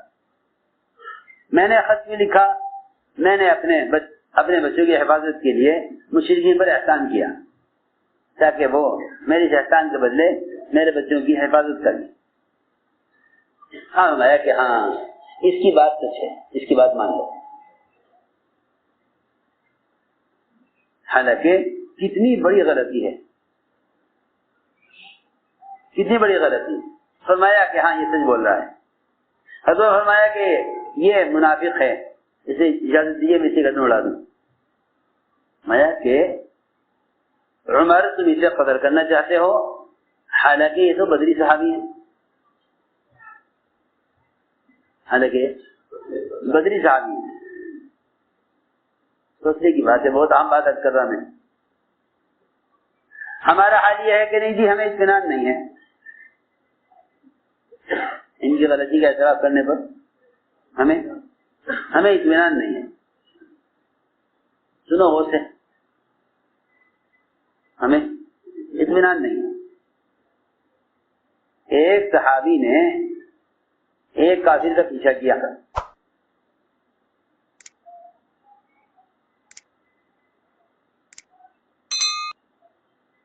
چنانچہ صحابی کافر کے پیچھے لگے قتل کرنے کے لیے۔ اس نے ایک درخت کی آڑ لے لی، یہ صحابی آگے بڑھے تو وہ کافر قابو میں آ گیا، ایک تلوار اٹھائی قتل کرنے کے لیے، اس نے کہا اشہد ان لا الہ الا اللہ، انہوں نے قتل کر دیا، انہوں نے قتل کر دیا۔ سنو عزیز قصہ ہے، انہوں نے قتل کر دیا۔ آپ نے فرمایا صحابی سے تم نے اس کو قتل کر دیا اس کی کلمہ پڑھنے کے بعد؟ یعنی وہ تو جان بچانے کے لیے پڑھ رہا تھا، صحابی کو کلمہ پڑھنے پر اطمینان نہیں ہوا، اس کافر کی کلمہ پڑھنے پر صحابی کو اطمینان نہیں ہوا۔ آپ نے فرمایا اگر تو اس کا دل پھاڑ کر بھی دیکھ لیتا تب بھی تجھے وہاں کلمہ لکھا ہوا نظر نہ آتا، یہ تو اس کے اللہ کے درمیان کا معاملہ ہے، اس کے اللہ کے درمیان کا معاملہ تھا۔ سنو تو صحیح، ایک کافر اگر تلوار کے سائے میں کلمہ پڑھ رہا ہے تو اس کے کلمے کو قبول کرنا واجب ہے، اگر نہیں کرو گے تو تم اللہ کے یہاں قتل کرنے والے مسلمان کو قتل کرنے کے جرم میں مارے جاؤ گے۔ سوچے تو صحیح، وہ کافر جو کلمہ پڑھ کے جنت میں جائے گا اور تم اس کافر کو اس مسلمان کو کافر سمجھ کے قتل کرنے کی وجہ سے جہنم میں جاؤ گے۔ آپ صلی اللہ علیہ وسلم نے ان صحابی کو اس کافر کا قتل کرنے پر اتنی ملامت کی کہ وہ کہنے لگے کاش میں اس کی جگہ ہوتا، وہ میری جگہ ہوتا، وہ مجھے قتل کر دیتا۔ یعنی جس کافر کے کلمہ پڑھنے پر صحابی کو اطمینان نہیں ہو رہا، اب ملامت کے بعد اور آپ کے ملامت کرنے کے بعد خود تمنا کرے کاش میں اس کافر کی جگہ ہوتا، کاش میں اس کافر کی جگہ ہوتا، کاش میں اس کافر کی جگہ ہوتا۔ عجیب بات ہے، جس کافر کے کلمہ پڑھنے پر اطمینان نہیں ہو رہا تھا اب خود تمنا کر رہے کہ کاش میں اس کافر کی جگہ ہوتا، کسی عجیب بات ہے۔ تو میں نے عرض کیا کہ عذر قبول کرنا، حضرت حاطب نے عذر پیش کیا کہ جی میری بچے وہاں ہیں، میں نے اپنے بچے کی حفاظت کے لیے قریش پر مشرکین مکہ پر احسان کیا ہے، آپ نے ان کا عذر قبول کر دیا، ان کا عذر قبول کر دیا، ہاں ٹھیک کہہ رہے۔ ٹھیک کہہ رہے ہیں, ہم ان کا عذر قبول کرتے ہیں, حالانکہ کتنی بڑی غلطی ہے. تو میں نے عرض کیا کہ یہ تھا اصل آپس کی اجتماعیت. اللہ اکبر, ایسی اجتماعیت تھی صحابہ میں. ایک کافر کو سارے صحابہ نے قتل کرنا چاہا, حکم بن کیسان کو, لیکن ایک صحابی نے حضرت مقداد نے ان کو امن دے دی. حضرت مقداد نے کافر کو امان دے دی. سارے مسلمانوں کے درمیان یہ کافر محفوظ ہو گیا. سارے مسلمانوں کے درمیان یہ کافر محفوظ ہو گیا. ایک مسلمان نے ایک کافر کو امن دے دی, اب یہ کافر سارے مسلمانوں کے درمیان مامون ہے, اسے کوئی کچھ نہیں کہہ سکتا. سنو تو صحیح, ایک مسلمان کی ضمانت سارے مسلمانوں کی ضمانت. اس زمانے کے مسلمانوں کا حال یہ ہے کہ اگر ایک قوم ایک آدمی کو معاف کر دے گی تو دوسری قوم معاف نہیں کرے گی. یہ اس امت کا تفرق ہے. ورنہ صحابہ کی اجتماعیت یہ تھی کہ جس کافر کو سارے صحابہ قتل کرنا چاہتے ہوں انہیں ایک صحابی امان دے دیں.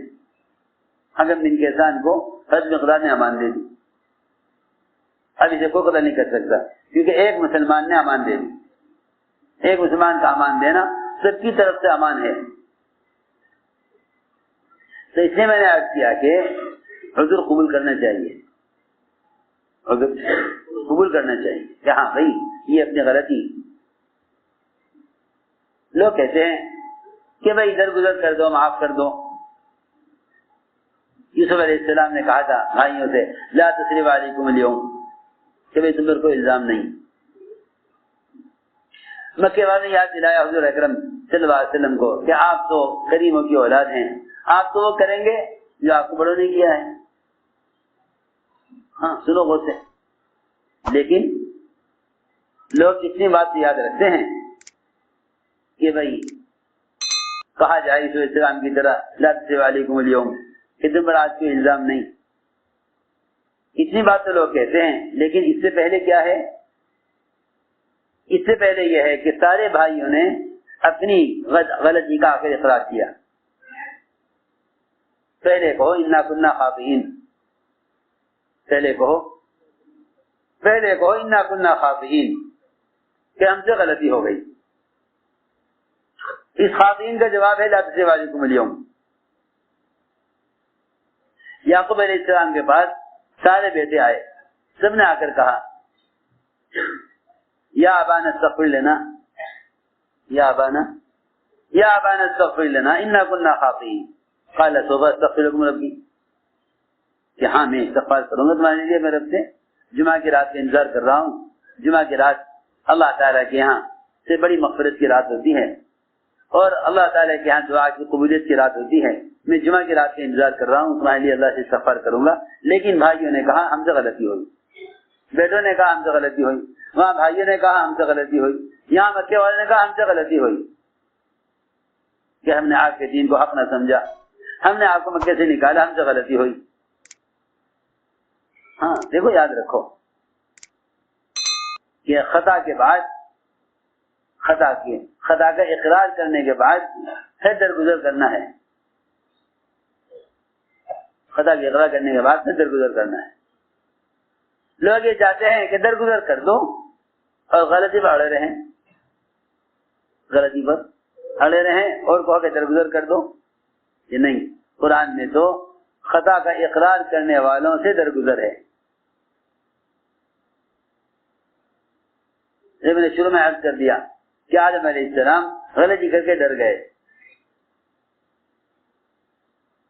ربنا ظلمنا انفسنا وان لم تغفر لنا وترحمنا لنكونن من الخاسرین. اللہ نے معاف کر دیا. شیطان غلطی کر کے اڑ گیا, تو جو اڑ جائے غلطی کر کے اس کے لیے معافی نہیں, جو غلطی کر کے ڈر جائے اس کے لیے معافی ہے. تو میں نے اس طرح عرض کیا تھا کہ حضور اکرم صلی اللہ علیہ وسلم سب سے زیادہ معاف کرنے والے, درگزر کرنے والے تھے. تو فرمایا کہ ساتھیوں سے درگزر کیا کرو, اور جب کسی سے غلطی ہو تو اس کی غلطی پر اس کی قربانیاں یاد کیا کرو. جیسے میں نے عرض کیا حاجی کی غلطی ہوئی تو آپ نے فوراً یاد دلایا کہ یہ بدری صحابی ہے، یہ بدری صحابی۔ غلطی کرنے والوں کی غلطی مت یاد کرو، غلطی کرنے والوں کی قربانیاں یاد کرو، غلط کرنے والوں کی قربانیاں یاد کرو۔ قربانیاں یاد کرو گے تو غلطی معمولی نظر آئے گی، غلطی کو غور کرو گے تو قربانیاں بلا دی جائیں گی۔ نعیمان جو بڑے مذاقی صحابی تھے، بڑے مذاقی، اور ایسا مذاق کرتے تھے کہ اس زمانے میں تو کوئی ایسا مذاق برداشت کرنے والا بھی نہیں،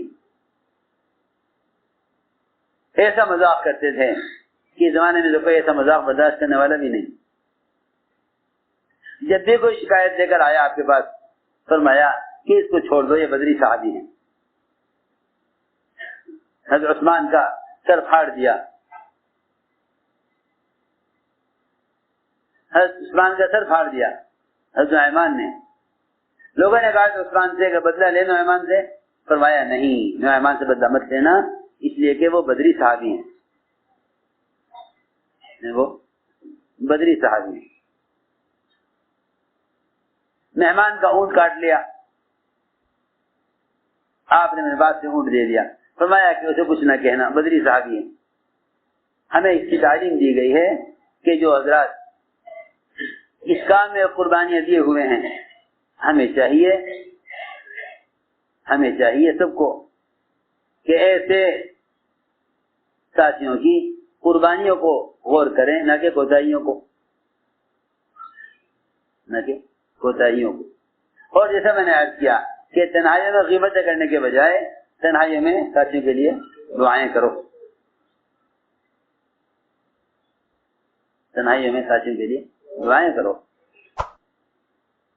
حضرت بریدہ اسلمی رضی اللہ تعالیٰ عنہ، حضرت بریدہ اسلمی، ایک آدمی آیا ان کے پاس، آ کر کہنے لگا کہ حضرت طلحہ اور زبیر، حضرت عثمان، حضرت علی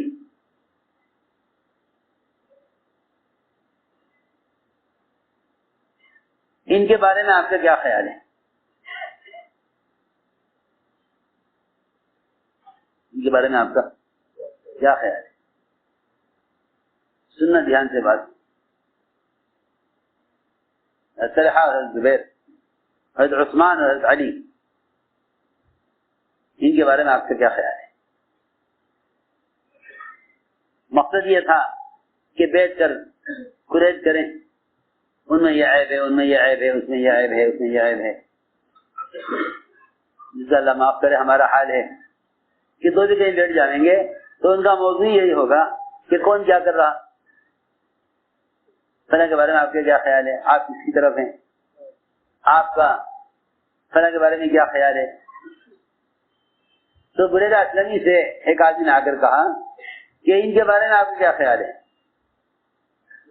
حضرت طلحہ اور زبیر، حضرت عثمان، حضرت علی کے بارے میں۔ بریدہ اسلمی نے اس کی بات پوری نہیں ہوئی تھی کہ فوراً یہ فرمایا کہ تو مجھے قتل کرنا چاہتا ہے، تو مجھے قتل کرنا چاہتا ہے؟ جی میں آپ کو قتل کیوں کرنا چاہتا، میں تو آپ سے ان کے بارے میں پوچھنا چاہتا ہوں کہ آپ سے ان کے بارے میں کیا خیال ہے۔ میں نہیں، تو نے تو میرے قتل کا ارادہ کر لیا ہے۔ اتنا کہہ کر بریدہ اسلمی رضی اللہ تعالیٰ عنہ اس آدمی سے رخ پھیر کر قبلے کی طرف ہو گئے، قبلے کی طرف ہو گئے اور دونوں ہاتھ اٹھا کر دعائیں کی، اے اللہ طلحہ اور زبیر اور عثمان اور علی، اے اللہ انہوں نے جو جو کچھ دین کی خدمات کی ہیں اور جہاں جہاں تیرے دین کو قائم کرنے کے لیے قربانیاں دی ہیں، اے اللہ تو ان کی تمام قربانیوں کو قبول فرما لے اور ان کی قربانیوں پر اپنے پاس سے ان کو اجر عطا فرما دے۔ اور اے اللہ اگر تیرے علم میں، ہم تو نہیں جانتے، اگر تیرے علم میں ان سے کوئی خطا ہوئی ہو تو ان کو معاف کر دے۔ یہ حضرت بریدہ اسلمی نے بجائے اس کے نعوذ باللہ بیٹھ جاتے ان کے ساتھ کہ ہاں بھائی فلاں ایسا ہے، فلاں ایسا ہے، فلاں کے بارے میں میرا یہ خیال ہے، فلاں کے بارے میں میرا یہ خیال ہے. آج کل لوگ کہتے ہیں بھائی تم سے کوئی آ کر پوچھے کسی کے بارے میں تو بتا دینا چاہیے ہاں بھائی فلاں ایسا ہے. یہ ایسی عجیب بات ہے. برے راستے میں رضی اللہ تعالیٰ عنہ اس آدمی کہنے لگے تو مجھے قتل کرنے کے لیے آیا ہے. کیا مطلب تھا کہ اگر میں تیرے ساتھ بیٹھ کر ان حضرات کی غیبت کروں اور ان کے عیب بیان کروں تو میں ختم ہو گیا، ہلاک ہو جاؤں گا. یہ مطلب تھا کہ تو مجھے قتل کرنے کے لیے آیا ہے. نہیں، قتل نہیں کرنے آیا، میں تو پوچھنا چاہتا تھا کہ آپ ان کے بارے میں کیا خیال ہے، آپ ان کے بارے میں کیا خیال ہے. اس لیے میں نے عرض کیا کہ ساتھیوں کے لیے تنہائی میں دعائیں کیا کرو، ساتھیوں کے لیے تنہائی میں دعائیں کیا کرو کہ اے اللہ تو ہم سے کام لے لے اور تو ہر شخص سے کام لے لے، کسی کو محروم نہ کر.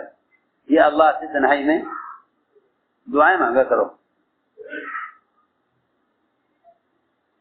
اللہ سے تنہائی میں دعائیں مانگا کرو اور استغفار کیا کرو. حضور اکرم صلی اللہ علیہ وسلم منافقین کے لیے استغفار کرتے تھے،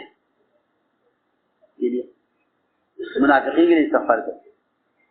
اللہ نے منع کیا، کہا کہ 70 مرتبہ استغفار کرو گے اللہ معاف نہیں کریں گے. حضرت عمر نے یاد دلایا آپ کو کہ اللہ نے فرمایا قرآن میں 70 بار استغفار کرو اللہ معاف نہیں کریں گے. فرمایا عمر اللہ نے یہ تو کہا ہے کہ 70 مرتبہ استغفار کرو، ہمیں 70 سے زیادہ استغفار کروں گا. حضرت عمر فرمایا نہیں، اللہ یہ کہہ رہے ہیں استغفر او لا تستغفر، استغفار کرو یا نہ کرو اللہ معاف نہیں کریں گے. آپ فرمایا کہ اللہ نے اختیار دیا نا مجھے استغفار کرو یا نہ کرو، تو میں نے کرنے کو اختیار کیا، شاید اللہ معاف کر دے. منافقین کے لیے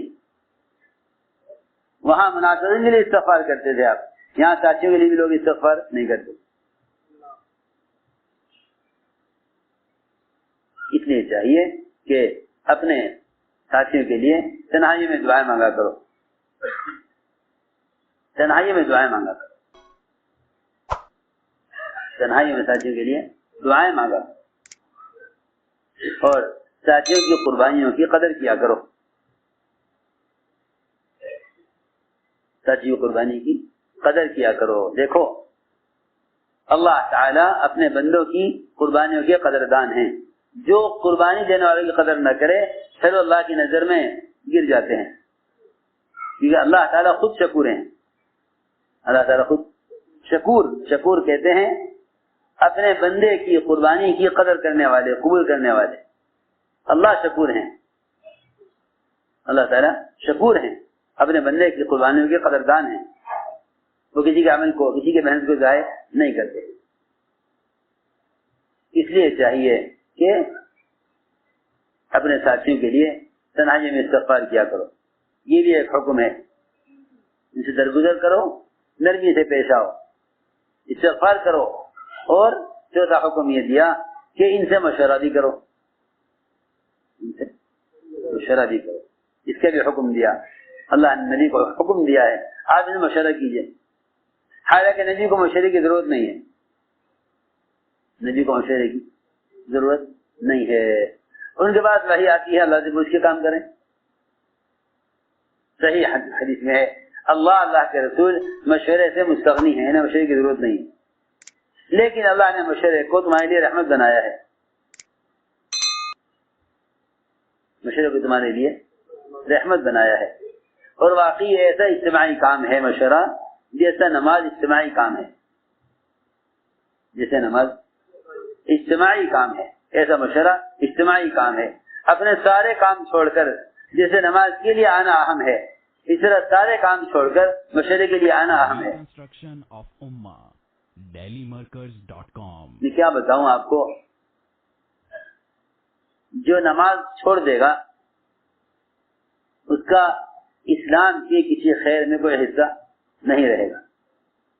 اسی طرح جو مشورہ چھوڑ دے گا اس کا دعوت کے جتنی بھی دعوت کی خیریں ہیں ان میں سے کسی خیر میں حصہ نہیں رہے گا. نماز کے ساتھ مشورے کو قرآن میں بیان کرنے کی بہت سی حکمتیں ہیں، اس کی اہمیت بتانے کے لیے، اس کی اجتماعیت بتانے کے لیے، بلکہ مشورے کی جگہ بتانے کے لیے. تو مشورے کے لیے کہاں آؤ؟ مشورے کے لیے وہاں آؤ جہاں مشورہ ہوتا ہے.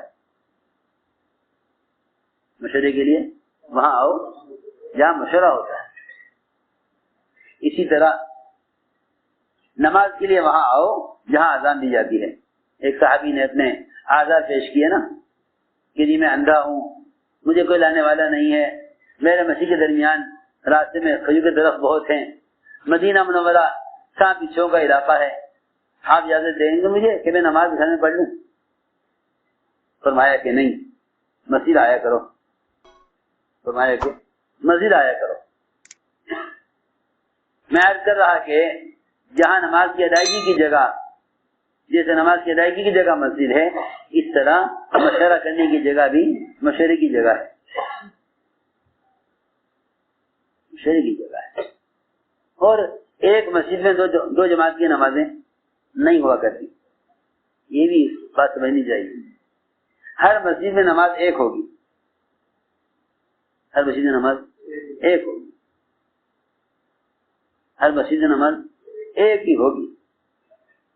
ایک مسجد میں دو نمازیں نہیں ہوتی. ایک مسجد میں دو نمازیں نہیں ہوتی. آپ 4 بجے عصر پڑھ لیں، ہم 4:30 بجے پڑھ لیں گے. ایسا ہو سکتا ہے؟ نہیں.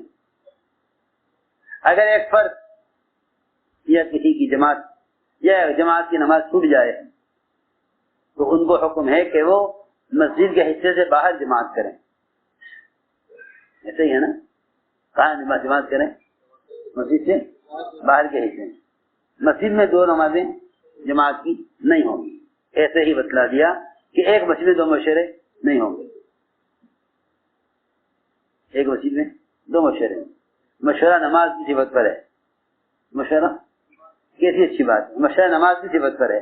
جتنا تمہارا مشورہ نماز کی صفت پر آئے گا اتنی ہی نماز کی خیریں، نماز کی طرح خیریں مشورے سے نظر آئیں گی. اسلام کا کمال نماز کے کمال میں ہے، اس لیے دعوت کا کمال مشورے کے کمال میں ہے. مشورے کو کمال تک پہنچاؤ. سارا مشورہ نماز کی صفت پر ہے. سارا مشورہ نماز کی صفت پر ہے. کہ لازم ہے کہ تمہاری جماعت میں ایک امام ہو. تمہاری جماعت میں ایک امام ہو. اگر 1 لاکھ آدمی نماز پڑھ رہے ہوں بغیر امام کے تو وہ افراد ہیں، جماعت نہیں. 1 لاکھ آدمی کیا پڑھ رہے ہیں؟ نماز پڑھ رہے ہوں بغیر امام کے تو یہ سب افراد ہیں. کوئی نہیں کہے گا جماعت سے نماز ہو رہی ہے، حالانکہ سب رکوع سجدے ساتھ کر رہے ہوں، قیام قاعدہ ساتھ کر رہے ہوں، جماعت نہیں ہے. اور اگر 2 ہیں، صرف ایک امام ایک مقتدی، تو کہتے آپ جماعت ہو رہی اسی میں شامل ہو جاؤ. ایسا ہی ہے نا؟ کیوں بھائی؟ حکم ہے کہ جب ایک امام ایک مقتدی نماز پڑھ رہے ہوں اور کوئی آدمی آ جائے تو اس کو چاہیے کہ اس مقتدی کو پیچھے کھینچ لو صف میں، تاکہ یہ آدمی بھی اس جماعت میں شامل ہو جائے. الگ نماز نہ پڑھے، الگ نماز نہ پڑھے، الگ نماز نہ پڑھے، اسی جماعت میں شامل ہو جائے. اس لیے 2 مشوروں کی تو گنجائش نہیں ہے. جیسے ایک مسجد میں 2 نمازوں کی گنجائش نہیں ہے. پھر یہ کہیں کہ مشورہ میں رائے دینا ذمہ دار کو کہ ایسا ہے جیسے امام بھول جائے تو لقمہ دے دے، سوچ سمجھ کر غور کر کے. اور یہ بھی ضروری ہے کہ امام کو لقمہ دینے کے لیے خود نماز میں شریک ہو. خود نماز میں شریک ہو، لقمہ دینے کے لیے خود نماز میں شریک ہو. اگر نماز میں شریک نہیں ہے تو لقمہ نہیں دے سکتا، اور امام لقمہ نہیں لے سکتا. آپ جماعت میں شریک ہوں پھر لقمہ دیں. یہ سارے آداب ہیں. طریقہ ہی امام کو لقمہ دینے کے ایسے ہی طریقے ہیں مشورے میں رائے دینے کے. اور پھر وہی بات ہے کہ اپنی رائے پر اصرار نہ کرو، رائے پر اصرار مت کرو. یہ نہیں، یہ ایسا ہی ہوگا جیسے ہم نے کہا. کیونکہ آدمی کا رائے پر اصرار کرنا اس کو اکیلا کر دیتا ہے. سنو غور سے.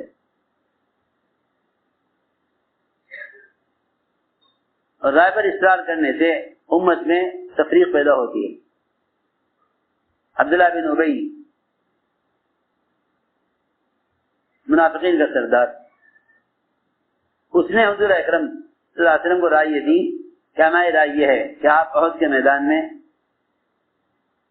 احد میں باہر نکل کر مقابلہ نہ کریں بلکہ مدینے میں رہ کر مقابلہ کریں. فیصلہ یہ ہوا کہ نہیں باہر نکلنا ہے. اس نے کہا ہماری رائے تو نہیں ہے باہر نکلنے کی،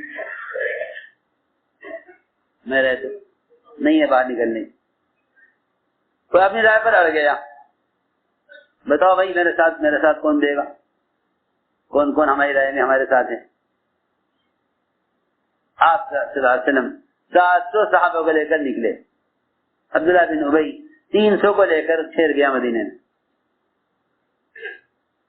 اللہ کی شان. 700 صحابہ 3000 کفار پر غالب آ گئے. کام کرنے والے اگر تھوڑے بھی ہو جائیں گے تو غالب آ جائیں گے. یہ سی بات شروع سے عرض کر رہا کہ سارا مدار اطاعت پر ہے.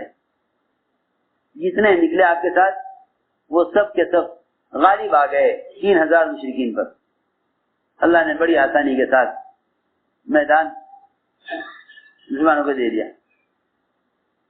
پھر جو ساتھ نکلے ان میں شیطان نے نافرمانی پیدا کی. دیکھو مال غنیمت سب سمیٹ رہے ہیں، ہم یہاں پہاڑ کے اوپر ٹھہرے ہوئے ہیں، اب تو فتح ہو چکی ہے، میدان ہاتھ آ چکا، اب چلو یہاں سے اترو نیچے. ان کے امیر صاحب نے کہا نہیں، یہ میں اجازت نہیں دوں گا کیونکہ اللہ کے رسول صلی اللہ علیہ وسلم کا حکم ہے کہ یہاں سے مت ہٹنا. میں کہا بھائی وہ حکم تو اس وقت تھا، حالانکہ مال غنیمت کی فضیلت ہے، لیکن ہمیشہ یہ دیکھا کرو اس وقت کا کیا حکم ہے، اس وقت کا کیا حکم ہے. دیکھو یاد رکھو وقت کے تقاضے کو پورا کرنا یہ مقدم ہے، چاہے تمہیں اس سے افضل چیز نظر آ جائے اس کو چھوڑ دو. حکم کا پورا کرنا اس وقت کا کیا تقاضا ہے. فرمایا کہ یہاں سے مت ہٹنا، چاہے فتح ہو ہمیں چاہے شکست ہو، تم یہاں سے نہ ہٹنا. تو 40 صحابہ نے اس وقت نافرمانی کی اور وہ جو رماسی نیچے اتر گئے. دشمن نے آ کر ادھر سے حملہ کیا. 10 صحابہ رہ گئے تھے پہاڑ پر عبداللہ بن جبیر کے ساتھ، انہیں سب کو قتل کیا. پھر پورا میدان 5% صحابہ کی نافرمانی کی وجہ سے 100% صحابہ حالات میں آ گئے اور شکست کھا گئے. یہ دکھا دیا اللہ تعالیٰ نے جب تک اطاعت پر رہو گے کامیاب رہو گے، جہاں حکم توڑو گے وہاں ناکامیابی کی، جہاں حکم توڑو گے وہاں ناکامیابی. اسے میرے دوستوں عزیزوں یہ ہے اصل بات. شروع سے عرض کر رہا کہ ایسے موقع پر اللہ حکم لاتے ہیں امتحان لینے کے لیے کہ دیکھیں کتنے ماننے والے ہیں. اب تک تو مانتے رہے، جب رومات پر رہے، جب دیکھا مال غنیمت سمیٹ رہے ہیں سب، اللہ نے امتحان لیا کہ دیکھنا یہ ہے کہ اس وقت یہ حکم کو پورا کرنے کے لیے اپنی جگہ پر جمے رہتے ہیں یا مال غنیمت کے لیے حکم توڑ دیتے ہیں. ایک طرف حکم یہاں رہنے کا اور ایک طرف مال غنیمت. دیکھنا یہ ہے کیا کرتے ہیں، دیکھنا یہ ہے کہ یہ کیا کرتے ہیں. تو مال غنیمت کو دیکھ کر حکم توڑ دیا. اللہ نے سارا میدان چھین کر کفار کو دے دیا. یہ سارے واقعات اس لیے بیان کیے جاتے ہیں تاکہ ہم سمجھیں کہ اللہ کے یہاں قبولیت کے کیا اسباب ہیں. اسے میرے دوستوں عزیزوں اپنے آپ کو اللہ کے یہاں قبول کرواؤ. اور واقعی قبولیت کا تعلق صفات قبولیت سے ہے، تعلق صفات قبولیت سے. اور یہ صفات قبولیت قربانیوں کے بقدر پیدا ہوتی ہیں. یہ کہ بقدر قربانیوں کے بقدر کہ اپنے آپ کو قربانیوں پر لاؤ. قربانی کا کوئی چوترا یا چبوترا نہیں بنانا ہے، بلکہ قربانی کی جو سیڑھیاں ہوتی ہیں ہر سیڑھی کو چھوڑنا پڑے گا آگے بڑھنے والے کے لیے. جو ایک سیڑھی پر رک جائے گا وہ خود تو ترقی کرے گا ہی نہیں، دوسروں کے لیے بھی رکاوٹ بنے گا. دوسروں کے لیے بھی آپ جانتے ہیں سیڑھی پر چڑھنے والا اگر ٹھہر جائے تو پیچھے والے سب رک جائیں گے،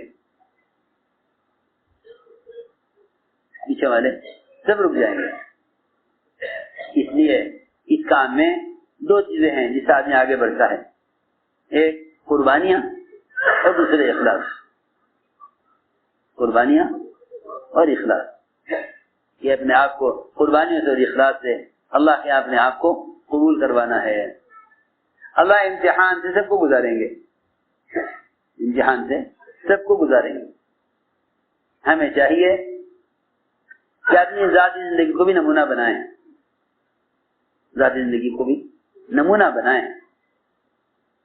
اس لیے کہ جو آدمی جتنا اتباع سنت پر ہے وہ محمد صلی اللہ علیہ وسلم کے اتنے زیادہ قریب ہے، اور جو آپ کے جتنے زیادہ قریب ہے وہ آپ کے کام کے اور آپ کی دعوت کے کا اتنا زیادہ حقدار اور اتنا ہی زیادہ مستحق ہے.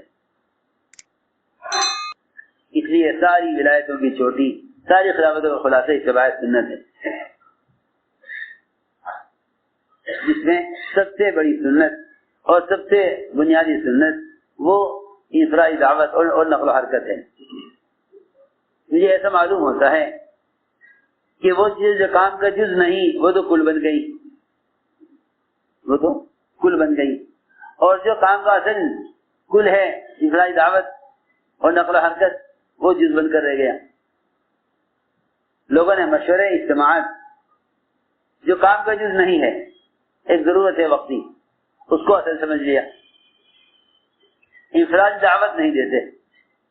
حالانکہ انفرادی دعوت دینا یہ اللہ تعالیٰ کے اپنے بندے کی طرف متوجہ ہونے کا سب سے بڑا سبب ہے. دو موقع ہیں اللہ تعالیٰ کے اپنے بندے کی طرف متوجہ ہونے کے، ایک انفرادی دعوت اور ایک انفرادی عبادت.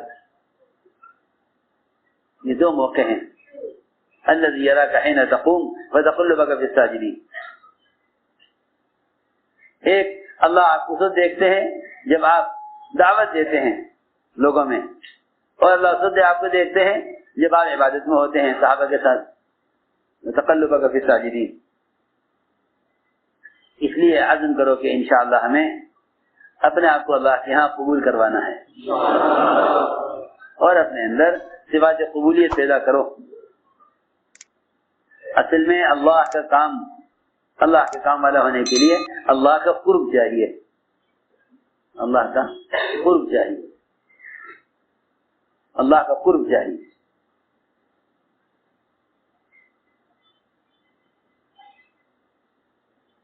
اللہ کا قرب چاہیے، اور اس کے لیے تنہائی کی عبادتیں. اس لیے کہ پہلے کام کرنے والوں کی تنہائیاں بگڑیں گی، پھر اس کے بعد اجتماعی نقصان اور اختلاف پیدا ہوگا. پہلے ان کا اللہ کا تعلق تنہائی میں بگڑے گا. یہ اصولی بات ہے. اس لیے کہ جو آدمی اپنے اللہ کے درمیان کے معاملے کو درست کر لے، اللہ اس کے مخلوق کے درمیان کے معاملات کو درست فرما دیں گے. پہلے معاملہ بگڑے گا ہمارے اللہ کے درمیان، پھر معاملہ بگڑے گا ہمارے مخلوق کے درمیان. اس لیے اپنے آپ کو اللہ کے ہاں قبول کرواؤ اور قربانیوں میں آگے بڑھو، قربانیوں میں آگے بڑھو. کسی کام کو سوچ کر مت کرو کہ فلاں کرتا ہے یا نہیں. ہر کام کو سوچ کر کرو کہ یہ میرا اپنا کام ہے، یہ میرا اپنا کام ہے، یہ میری ذاتی ذمہ داری ہے، یہ میری ذاتی ذمہ داری جو مجھے اپنی ذات سے کرنا ہے. اس کے لیے ارادے فرماؤ اور نیتیں فرماؤ اور قدم اٹھاؤ. اپنے معمول سے بڑھ کر کام کرنا یہ ترقی ہے. معمول کو پورا کرنا ترقی نہیں ہے، معمول سے بڑھ کر کام کرنا ترقی ہے. اس کے لیے عزم کرو، ارادے کرو. جو ماشاءاللہ سال لگائے ہوئے علماء ہیں ان کو چاہیے کہ وہ عرب کے سال کے ارادہ فرمائیں. ماشاءاللہ عرب کے ملکوں میں سال کی جماعتیں چلنی شروع ہو گئی. جو سال کے لیے آئے ہیں سال پیش کریں. جو ماشاءاللہ 4 ماہ لگائے ہوئے ہیں 3 بار استزائد وہ بیرون کے لیے اپنا آپ کو پیش کریں. ہمت کر کے فرماؤ. بتائیں میں دوستوں بتائیں جی. ہر سال 6 مہینے کے لیے ماشاءاللہ اللہ قبول پر. میں نام بھی بتائیں جگہ کیوں بتائیں جی جی. ہر سال 6 مہینے کے لیے ماشاءاللہ اللہ قبول فرمائے. اور بتائیں جی جی. سال کے لیے ہے ماشاءاللہ. عرب کے سال کے لیے ماشاءاللہ اللہ قبول. بنگلہ ہر سال 6 مہینے جی اللہ قبول فرمائے. عرب کے سال کے لیے نام کہاں کے نام امرتسر کہاں کے ماشاءاللہ محمد شہزاد صاحب جی ہر 6 مہینے جی. مولانا کیا نام بتائے ماشاءاللہ چمپارن ماشاءاللہ جی. ہر سال 6 مہینے جی. ہر سال 4 مہینے ماشاءاللہ جی. ہر سال 4 مہینے ماشاءاللہ. اور بتائیں